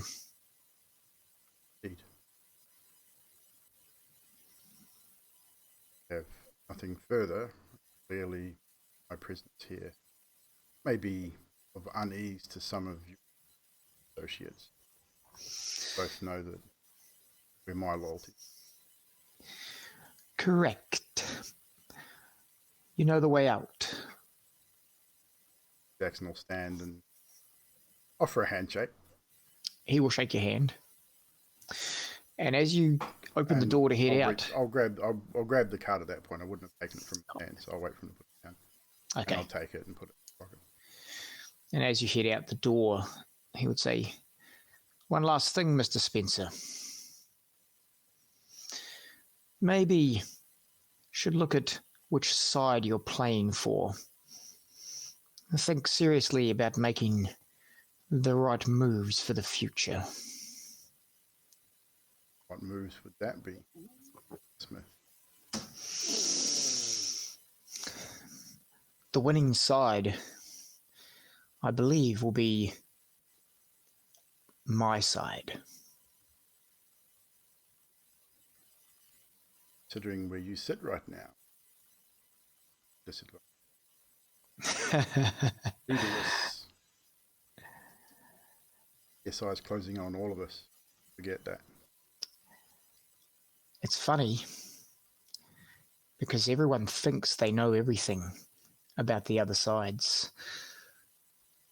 You just keep on thinking you know that we're leaderless. Just because Sophia is missing doesn't make her our leader. Just because you hear in a meeting that she's our leader doesn't make her our leader, Mr. Spencer. I wasn't suggesting about this particular area. Baron, here is she not? She's the Baron here. Maybe she is not the Baron. Maybe she is the face of Barony. Maybe she's not the Baron. Like I said, think about the side you're on. Good evening. Don't hear any offers. Sorry. Maybe put an offer on the table. So you are willing to negotiate then? Always willing to negotiate. Whether I accept a different story, it pays to know our options. Oh. It does. I believe we shall be in touch, Mr. Spencer. Think about what the Camarilla do for you and what you would want from the Anarch. Because I'm pretty sure we can make it work out. That remains to be seen. Evening, Mr. He nods and lets you go. Roughly how long? The meeting wouldn't have taken long, I would imagine. Would have been half an hour, give or take. Brief. Yep. I would have maintained Blush of Life until I leave him. No problem. So at this point, it would give you time. So you went to pick her up at 8. It would be roughly 8:30, maybe just after. It would give you plenty of time to make the meeting at 10 if you wished. Before I head to the meeting, I will move to a position near my old haven. Wait there until last minute. Okay. Back to the group in the car.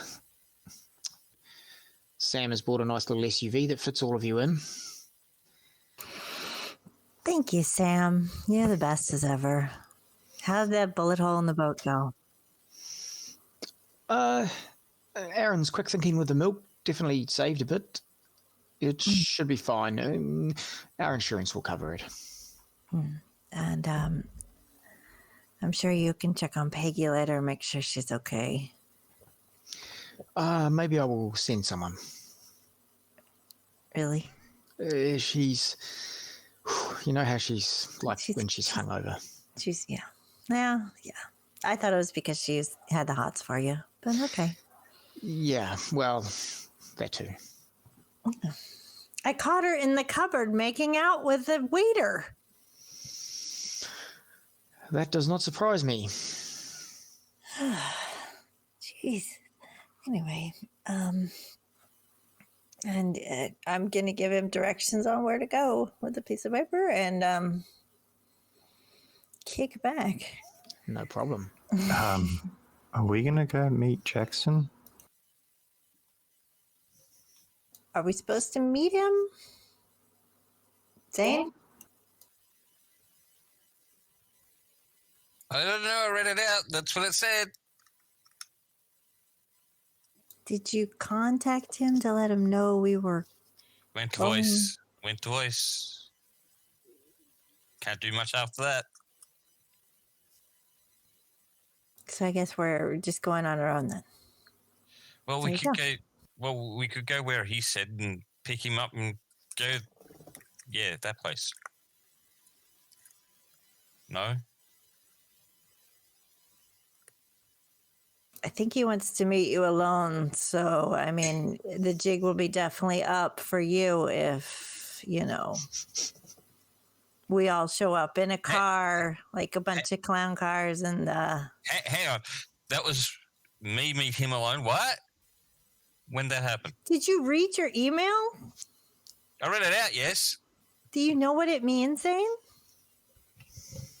Oops.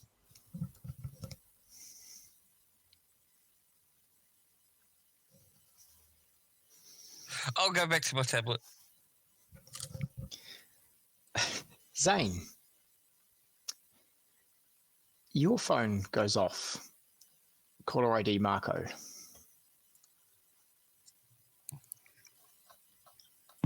Hello? Zane, Yes. what are you doing? In a car. Good. Are you free to speak? I guess. Excellent. So, just a couple of questions. I've been going through some of the prince's things.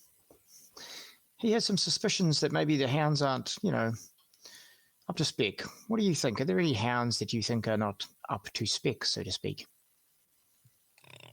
Well, Echo destroys my equipment. Jaxon, he headbutts me. Pip, he's like me, but not like me, but I don't know what he is. And Aaron, yeah, I don't know about Aaron. Do you think any of them would want to, take the prince down?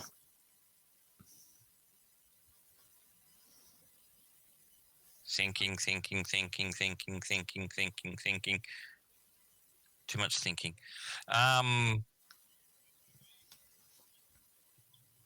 Ooh. My phone answered me. Damn. Zane, are you still there? Hello? Hello? Yeah. So, Yep. Do you think any one of them would want or have reason to have murdered the prince?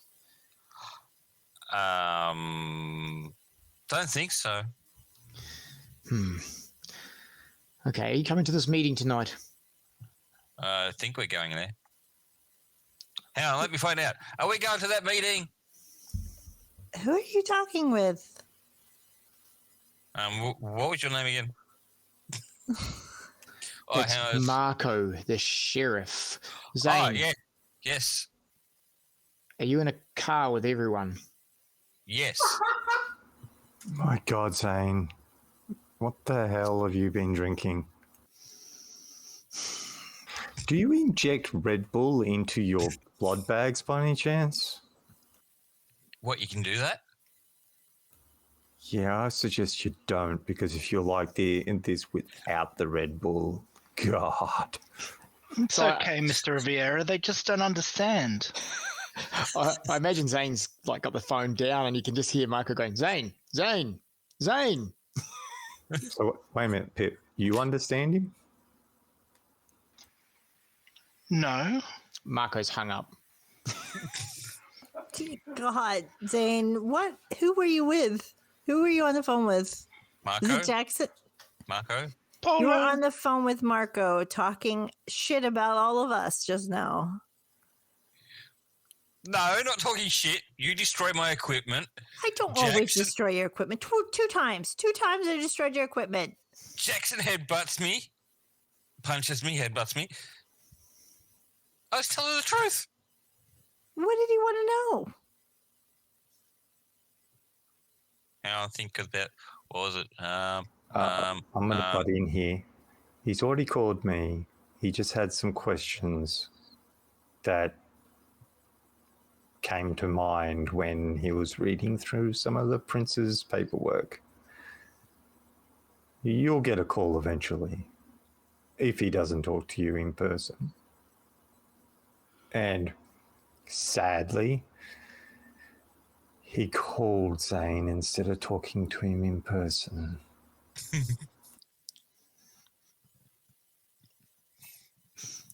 The car pulls up at the Lost Art Gallery.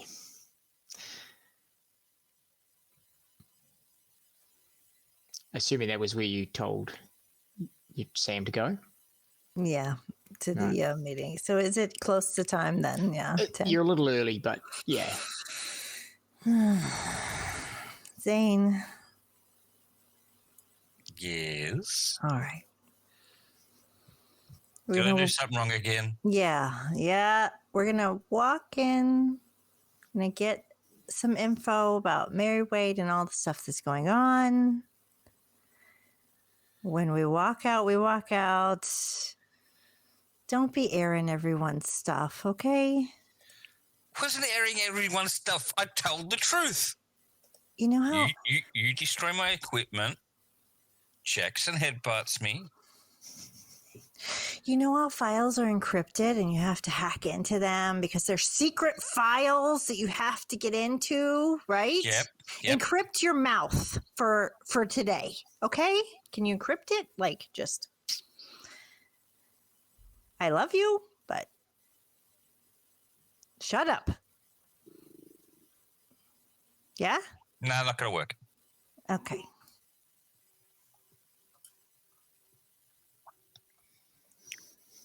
Isaac, you're taking this all in, sitting in the car with these kindred.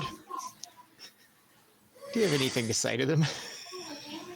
Absolutely not. Just thinking of what have I got myself into? I was just about to ask, what are Isaac's thoughts at this point? It's obviously, we don't want the characters to meta, but I mean, you said it straight up. It's already awkward as hell for Isaac as it is. And now just witnessing this whole exchange is just kind of like, maybe I need to reconsider my life choices. Right, are you guys stepping out of the vehicle?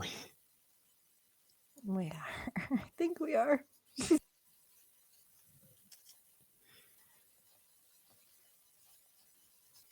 Jaxon, no one turns up at your old haven area. Your message got through to Zane. You saw, as emails and whatnot show you, that it was received at the other end. But it's getting on, closer to 10 o'clock now. No sign of him. I'll pack up. Sweet. I will say at this point, if there's nothing else anyone wants to discuss before inside, we can head straight into the meeting with Marco. But I will leave it to you if there's anything you wish to discuss.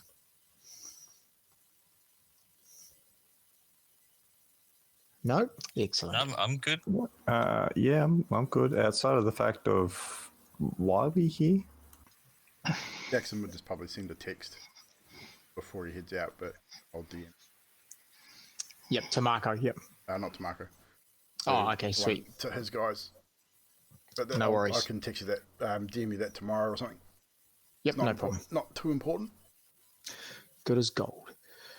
So with that, we'll say Jaxon will arrive just a wee tad later than the coterie, who are a bit early, the rest of the coterie.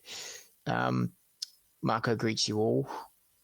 Looks quizzically at Isaac as he opens the door to a meeting room. He says, pray tell, we have someone new amongst the ranks. Echo, you mentioned this? He is imperative in our continuing investigation if it is going to continue. As a witness, To help decipher the investigation of the prince's death. Okay, so that tells me that you wish to proceed with the duties of the hounds. Well, I would like to. I have some things I'd like to say as well. Let's get some information from all of you, if I could. Good, and he ushers you into a room with like a horseshoe sort of shaped set of desks.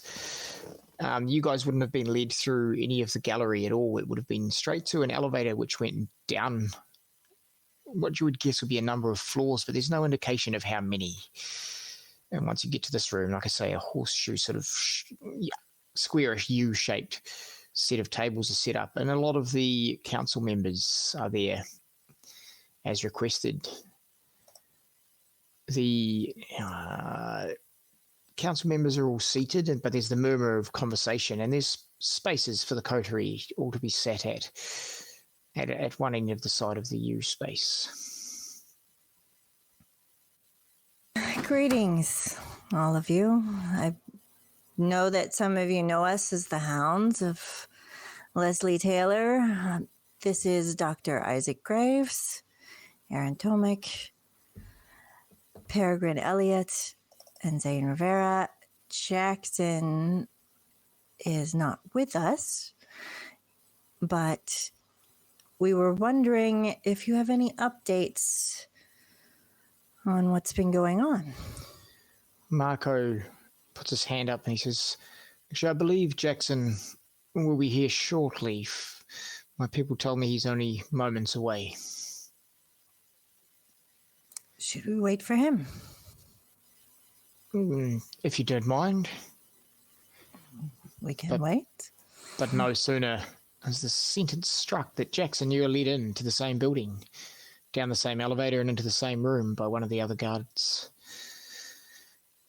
The door opens and you step in to see all the council members and your coterie around this desk sitting. They lead you to pretty much the only chair that's left. Jaxon standing. Marco clears his throat. Do take a seat for the council, Mr. Spencer. I think I'll. As protocol would have it, we'd prefer you sit, Mr. Spencer.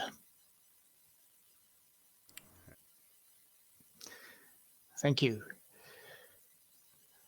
As the council members each speak, they will stand. And as you should all know, that no one in this room will interrupt when one other is speaking, especially one of the council. The standing person has the rights. You would understand, Mr. Spencer. It's nothing against you. Jaxon just nod.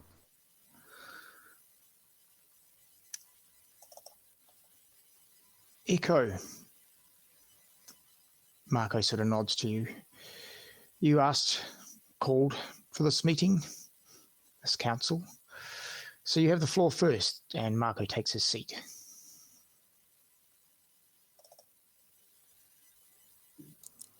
I would prefer, if I would be so kind, with all due respect, to get information on what has been happening with Mary Wade, with the creatures, the Guru, and with this Tim Jeremy person, before I add anything further, if I may.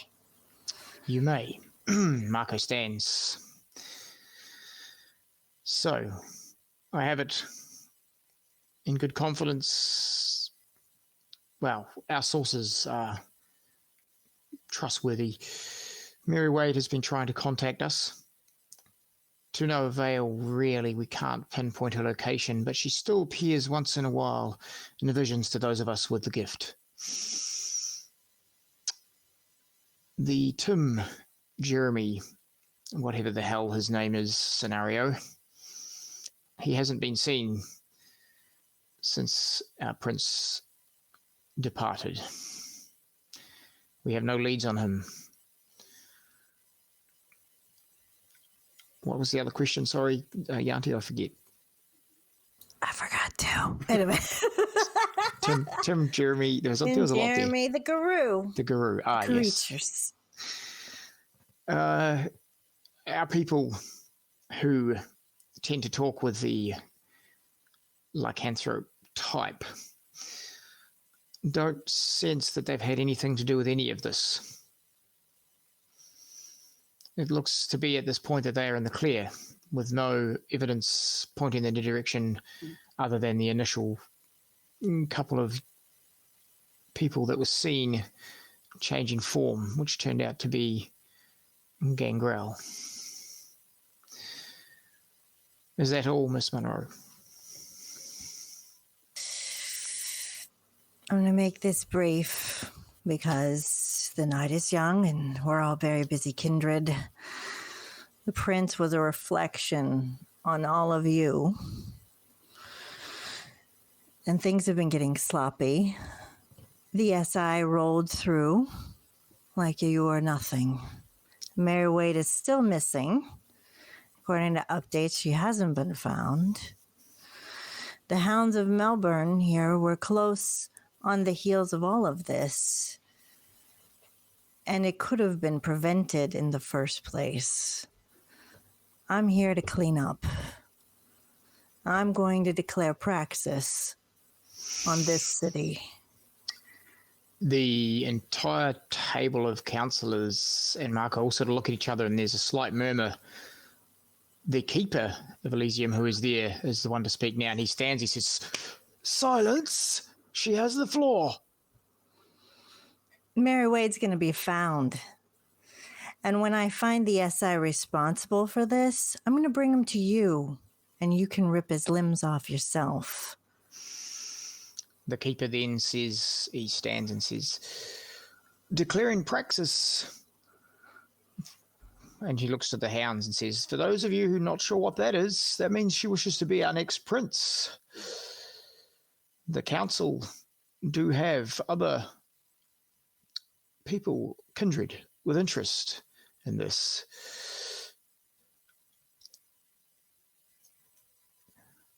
We will need to converse and decide." Marco stands, nods at the keeper.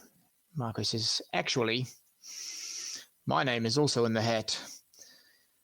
I haven't declared praxis as such, but the council have put me forward since I was Leslie's sheriff.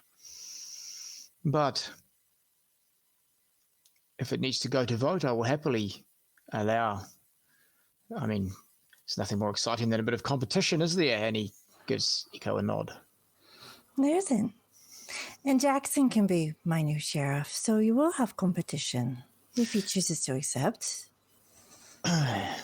Marco looks taken aback that you instantly point out Jaxon as a sheriff, and it's sort of obvious for a split second on his face that he's sort of, it's almost like, what the hell? And then he cuts it and he's back to his normal unbroken look. You'll get the same look from Jaxon back. You're like, wait, what? Hang on. And then he'll compose himself. I take out my purse and I bring out the card I got from when I went on my dinner with Leslie. And I slip it on the table. This is the new Elysium.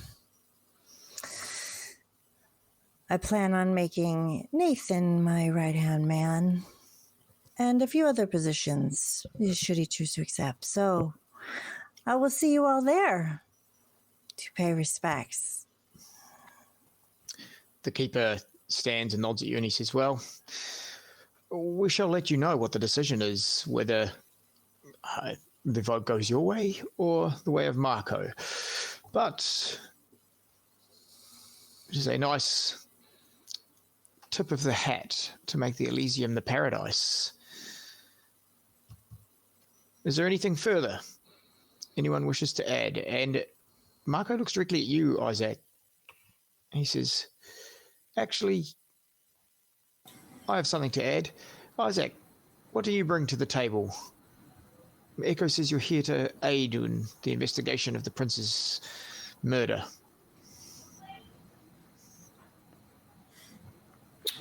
Isaac will stand.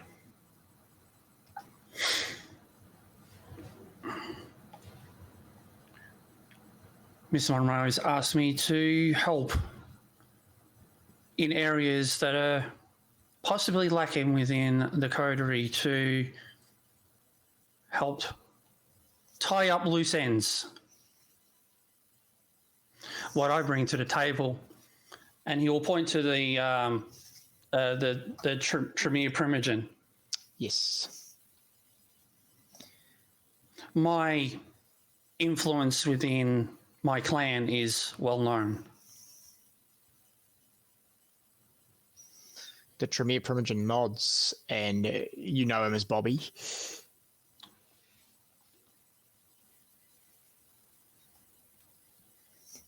What I will do is help Miss Monroe, guide Miss Monroe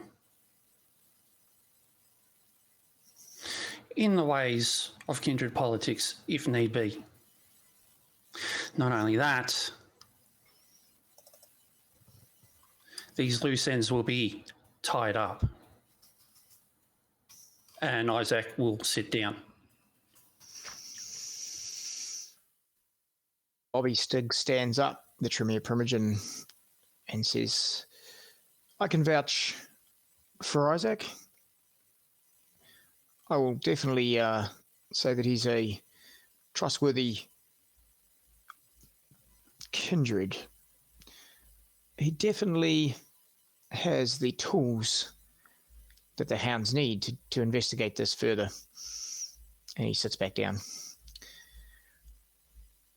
Marco then says, well, if that's it, Keeper, we can adjourn the meeting, but I would like to catch a few of you at the end of this. Isaac, I'd like to speak with you personally. Pip, you also, and Echo, you as well. And the Keeper looks around. If there's nothing more... I have something to say. Sweet. Jaxon, take the floor. And he sits down.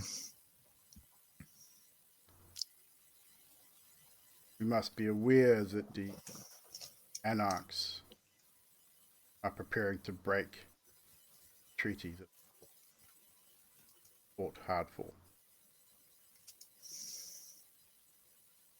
There has been some events past couple of evenings. I've had a meeting with a couple of the Anarch barons. I have little influence still through security and my tenure here in Melbourne. Able to keep a close eye on what's happening with. We can expect that the Anarch areas of Melbourne will be difficult to move through, probably from tonight. I suggest that everybody here be aware where you go. Try and avoid those areas if you can. While the SI is still close, we obviously don't want to have open war with the Anarchs or the Sabbat at this time. But it's coming. That I can guarantee you.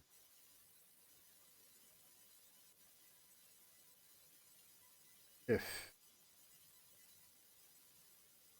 things go the way that I think they will, I support Echo's offer of praxis. I will assume that the Bruja will support her.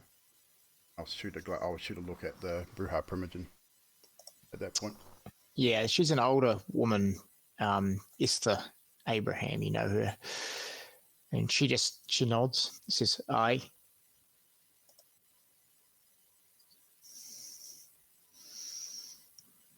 The Keeper stands back up if Jaxon sits.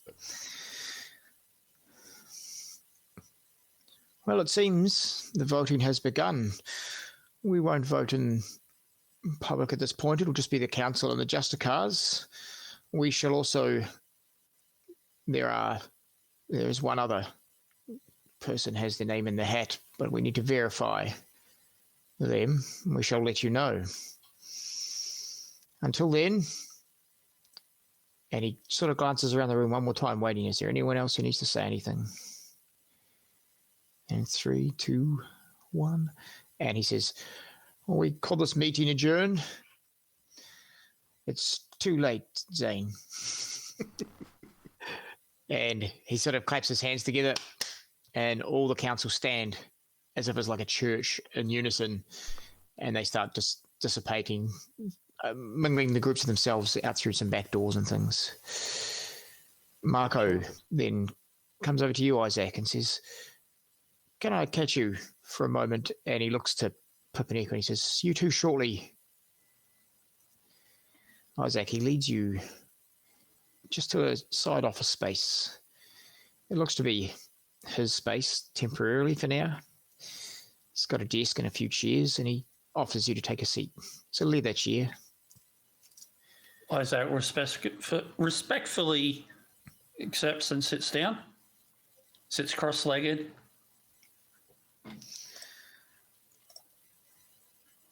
Do you know these hounds very well? I only know Echo. I've only just met the rest tonight. So other than Echo, your opinion would be fairly clear of the rest of them. I would like you to keep a tab on everyone that you can. Echo included, I know you might be friends with her, but just keep an eye on things. This is not me wanting to overrule as I want to be the prince and she cannot be. This is me, and he pushes forward some papers, Leslie's notes that he's been talking about throughout the night. This is me concerned that Leslie had some ideas that these one or more of these hounds might have been trying to stab him in the back. I mean, what prince wouldn't be worried about being stabbed in the back? You are correct. Being a prince is like having a sword of Damocles hanging above you. But not normally within your own sheriff or hounds or anything like that. Usually it's the outside sources we worry about the most. What I'm asking Sometimes it's the inside ones that you have to worry about the most. Yes, it would seem that way. My question then, do I address you as sheriff or do I address you as Marco? How do I formally address you? At this point, I am currently still the sheriff, but you can call me Sheriff Marco or just Marco. I'm happy with either. Then, Sheriff, what's in it for me? Well, if you are able to keep an eye on them and, well, at least get information back that may pertain either. I mean, they may not have anything to do with anything. Really just would like some evidence to back one way or the other. In it for you? You are Camarilla, are you not? We're all here to help each other. There is always rewards among the system. You know very well that regardless whether we're Camarilla or not, you don't do something for nothing. Absolutely not. You're very wise. I don't offer anything. You know what clan I am, right, Sheriff? Correct. So then you know very well the reputation our clan has. Oh, I know your reputation personally, Mr. Graves. Oh, is that so, Sheriff? It is, which is why I'm asking this of you. If there's something you wish that I can get for you or give to you, I shall do whatever is in my power, with the aid of the council, of course.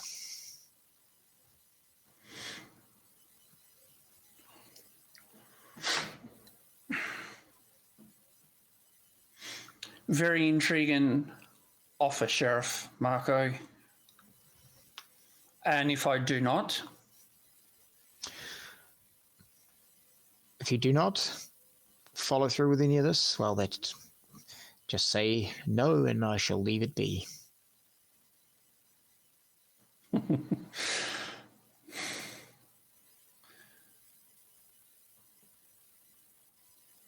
Is that all, Sheriff? Let's just say it just wouldn't look good for any sort of advancement you might have were you to say no. However, I would not hold it against you. But yes, that is all. Good evening, Sheriff. Good evening, Mr. Graves. Would you send Pippin for me? As you wish. And Thank you. as he walks out, your motion to the one that was, I assume, is being Pip for short. He will call on Pip, and the sheriff would like to speak with you now.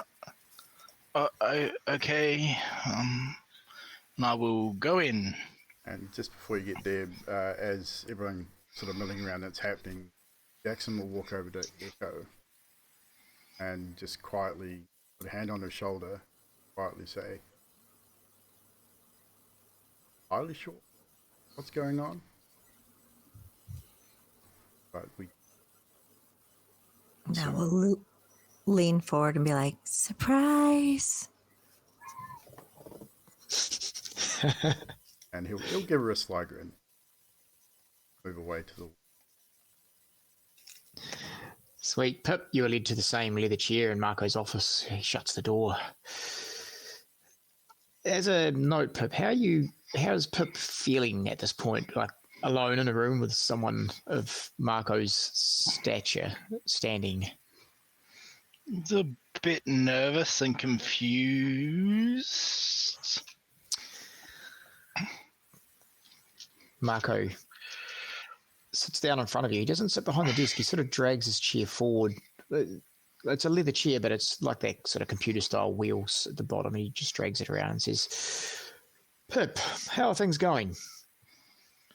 I got shot, and he like pokes a hole in his neck. Oh, that's horrible. You know how to surge your blood to make it heal, right? They're teaching you that? Yeah, I fixed this one here. That's good. Just remember, get yourself a bit of blood and activate it. Try and do that nightly if you can. It helps keep things at bay. Who shot you? I don't know. I think they're dead now. I'm just going to try not to get shot. It's a good idea. Being shot, you won't die in a hurry, but eventually we all expire if we get shot too much. I have a question, Pip. Yeah? Who do you think is your leader? I don't... We just sort of all work together. Do you remember any conversations about leadership at the beginning when the hounds were put together, when I, Leslie, myself, spoke to you all?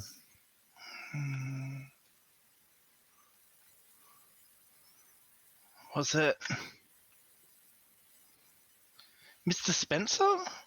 You are spot on, my friend. You have a very good memory.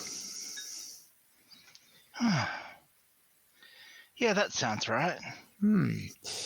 And so how's Mr. Spencer doing in his leadership role? He's really strong and kind of grumpy, but he taught me some stuff. Oh, that's a little. Good. What did he teach you? He was trying to show me how to use a gun. And I was gun motion. Excellent. Not exactly what I was hoping, but that's still teaching you is a good thing. And what's your take on Aaron Tomic? How's he been to you? He can be a good dog sometimes. Oh, he likes to be a dog? He's a dog, isn't he? And he starts writing some notes down on a piece of pad on the desk. He really doesn't like 595.728, though. And I don't understand these numbers. What does that mean? Oh, cockroach. Oh, he doesn't like cockroaches. No. Marco looks very puzzled at this point. And our friend Zane, how's you two getting on quite well, I assume? Mr. Riviere is very useful. Probably the most useful. And why would you say that?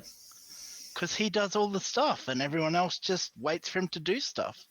And they talk, and then Zane does the things, and then we head off and do the things from Zane's things. Okay. Interesting. And your friend Echo, how's she? Does she treat you kindly? She does. Does she We've treat all the become others kindly? friends. Oh, you have? Yeah. Sometimes they yell at each other. And who yells at each other particularly? Well, Echo and Jaxon yelled at each other, and then Jaxon wasn't around, and then Mr. Tomic and Mr. Spencer, they were like rabid dogs, and then Mr. Spencer was gone. And did anyone ever talk about maybe killing Jenny or killing the prince or killing someone else that you didn't think was right?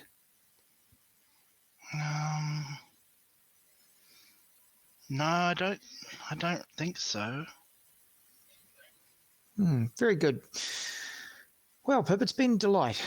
I'm glad to see you're advancing. Are you going to be the prince now? Well, that depends on council, Pip. The council and the Justicars will get together, and then the council will really have the final decision, and the keeper will announce. It could be either Echo or myself, dependent on which way the votes swing.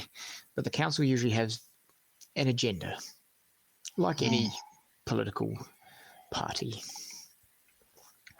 Politics. Very well. Would you mind sending Echo in for me? Okay.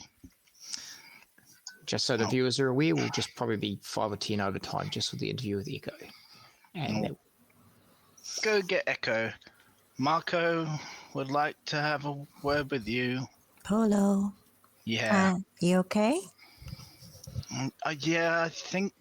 Yeah, it went okay. It was okay.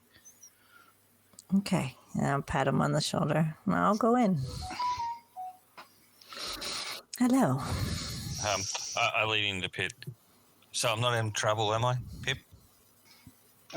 No, you're very useful. Okay. Jaxon will point a finger gun at Zane. Okay.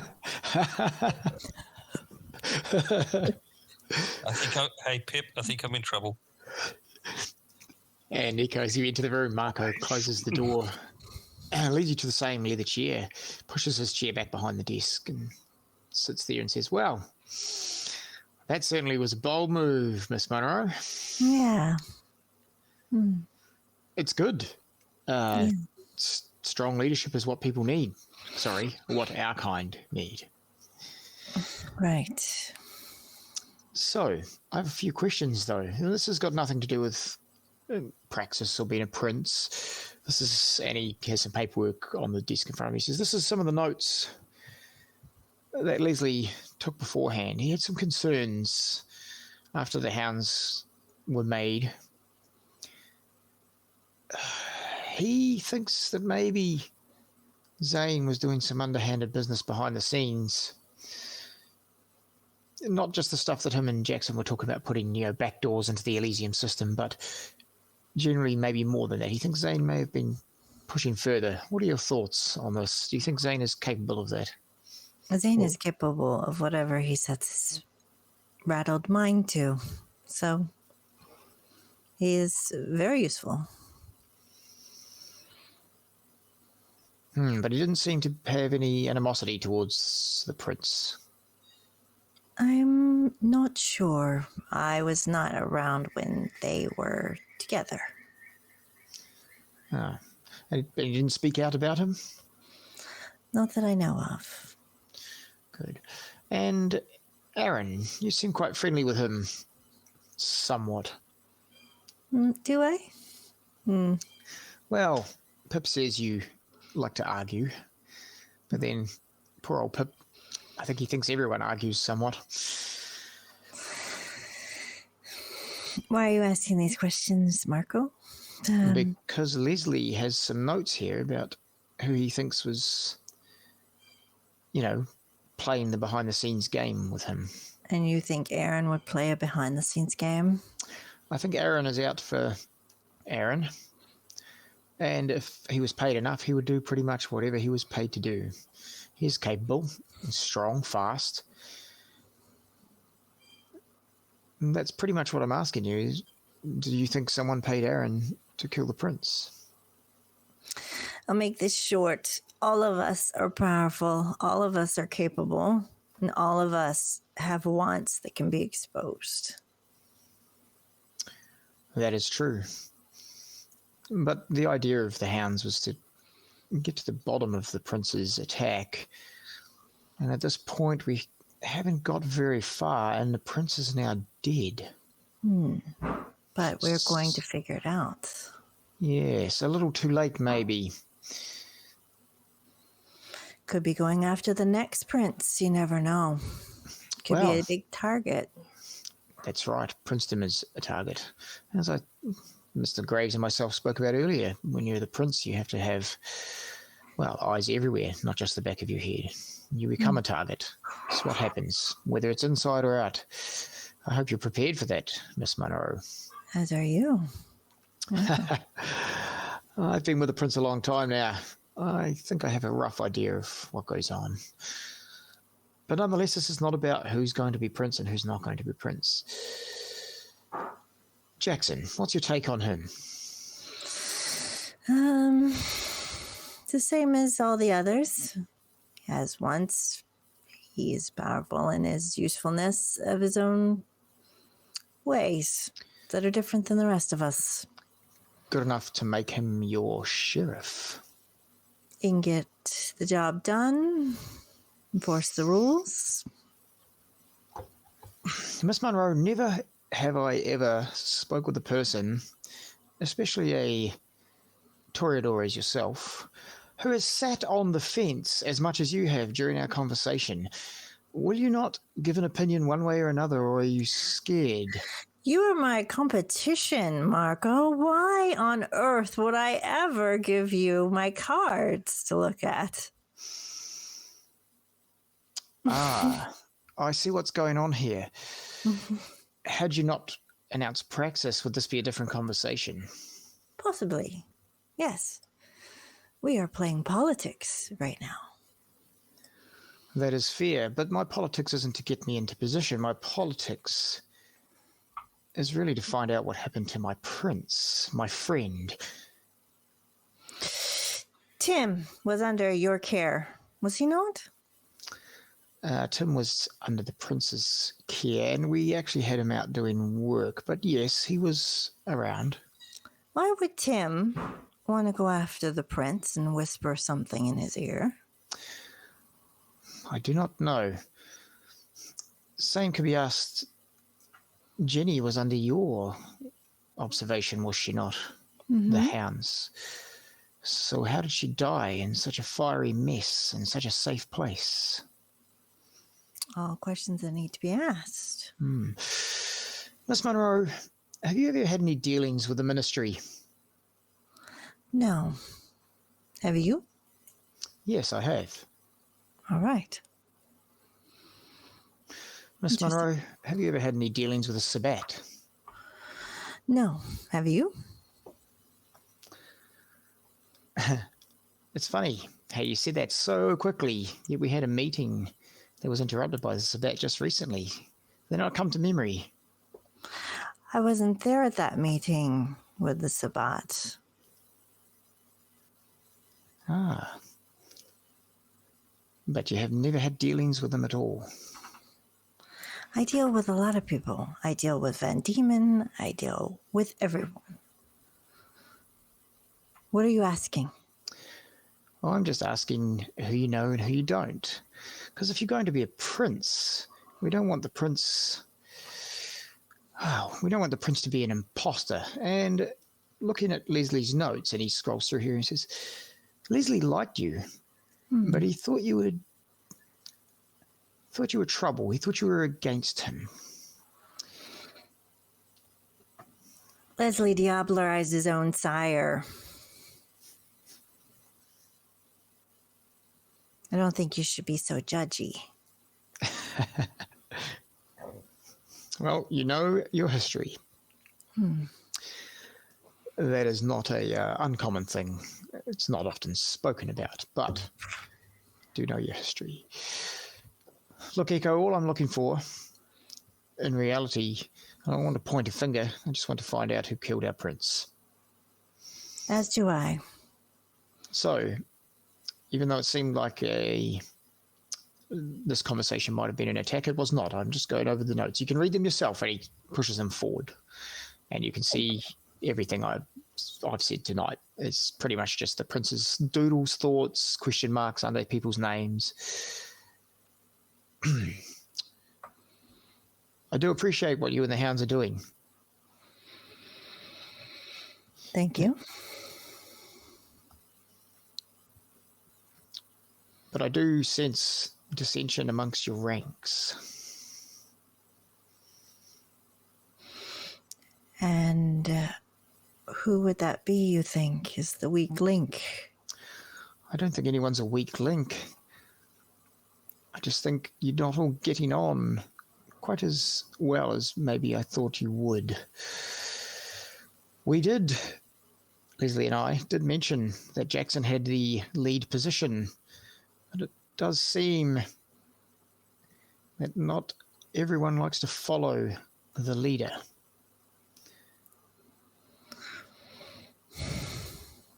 I think we'll take care of our own, and we will work it out. Very good. I hope you do. And good luck with the praxis, Echo. Good luck to you. And he reaches forward to shake your hand. And I will shake back.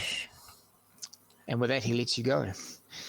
And we will call that... you have something to say? No, I did not. Did not? And we will call that the end of this part of the evening. It would probably be getting close to midnight again. So with that, we will call it Midnight Thursday. We shall be back with the rest of the Thursday evening next Sunday. Wow. Thank you, everybody, for turning out for another Sunday evening. For a rather interesting session this evening with some bombshells dropped, it seems. So, as per usual, storyteller, let's go around the table. Oh, yeah, forget about around the table. All right. Man, everything's so different. Let's go. Echo, we'll start with Echo today. Okay. Well, I love Zane's reading of his email. So confusing that I had to hear it twice. And I won't say obvious ones because people have obvious ones, but I'll put Isaac's awkwardness at standing in the park with the guy whistling. That was so funny. Okay. Good stuff. Pip.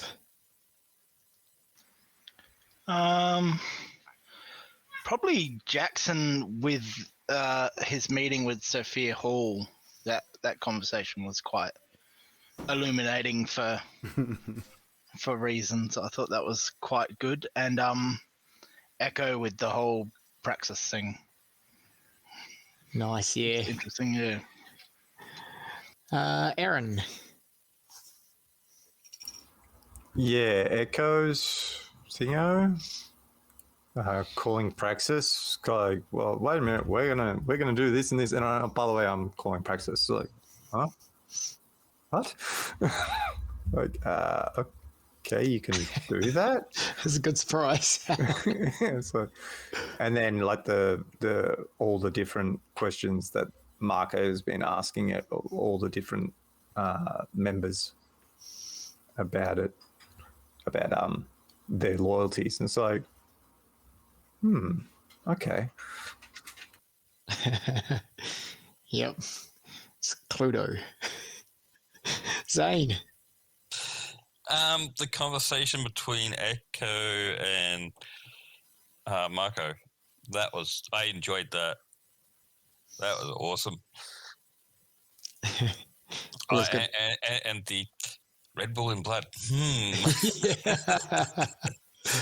Isaac. I a lot of you guys have covered pretty much what I've written down, but a few that have come up. Pip's first feeding with the blood bag. This is a TV dinner. All the flavour is gone and it's all chewy. Yeah. Oh, that was absolutely hilarious. Aaron and Echo. My life doesn't revolve around you. And Echo's response, you haven't been in 50 years. I thought that was that was like a burn, if anything. And Zane's blatant ignorance of having an open conversation with the sheriff during the car ride. I thought it's kind of like, it's the most Malkavian thing that you can come up with. So well done to Zane on that one.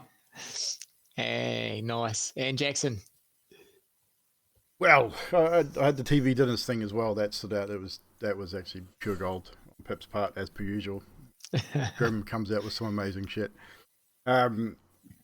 The Zane email situation, just openly reading the email and not realizing that he had sort of read the email out. So later on thinking, oh shit, okay, maybe I shouldn't have read that out. As Echo sort of had to explain it to him. Now I'm pretty certain he's probably packing himself that Jackson's going to punch him again. Zane talking to Mark on the phone, 100% in the car, just out there doing his thing. They're all sitting there, obviously hearing the one side of this conversation. I can imagine what was running through everyone's mind sitting in that car. But yeah, the bombshell probably from Echo is probably the one thing that, like declaring praxis and then pretty much stating that Jax should appoint Jaxon as the sheriff. Like, wait, what? What the hell are you talking about? Now, I would be interested to know, did the storyteller know that was coming, or was that something that Echo kept to herself? Which part? The praxis The bit? praxis part. Oh, the storyteller is not going to tell. Oh, come on. But I did like, and I'll jump to me now, see how I did that segue. I like a few things tonight. You guys all had some good moments. Isaac ready to reconsider life after sitting in the vehicle with life choices after 3 years sitting in the vehicle with the that part of the coterie. I thought it was amusing when you said that, Magic. And then Pip saying to Echo, is Isaac tough like Mr. Spencer? He doesn't look tough. I just, classic moments there. And Pip even asking if the meeting could be an email. Yeah, it's really good. Aaron, are we getting the sword tonight? I've got things to do. That just, I love that. Just that whole conversation with Echo, the same thing about, not just hanging around here. He's got stuff to do. He's got stuff he wants to get done. I thought that was awesome. And Zane, your email faux pas, obviously. But Echo with the surprise, that was good.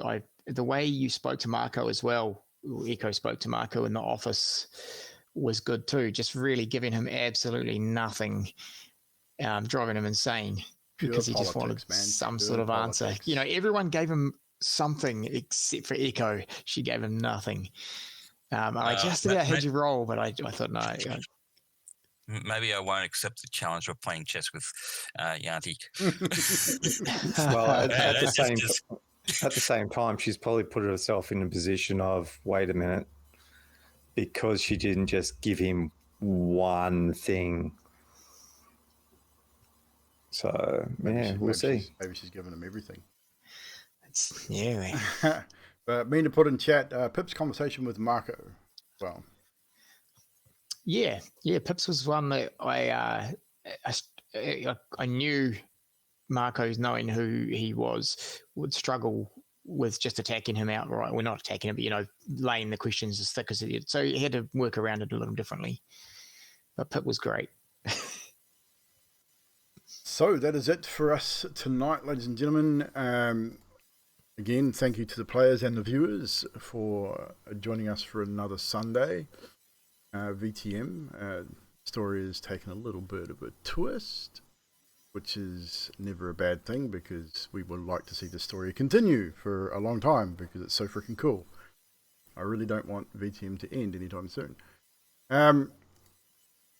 Shit, I've been running for 16 hours. Okay, we're probably not going to raid them. They could be finishing. Jesus Christ. Oh no, it's a 24-hour stream. We'll raid them. We're going to raid Vancouver by night. We're on a 24-hour charity stream. So we're going to hit them up, guys. Jeez, that's massive. I know, they're 16 and a half hours in. It's like, holy jeebus. A few pee breaks. You would need to. We're definitely going to check them out.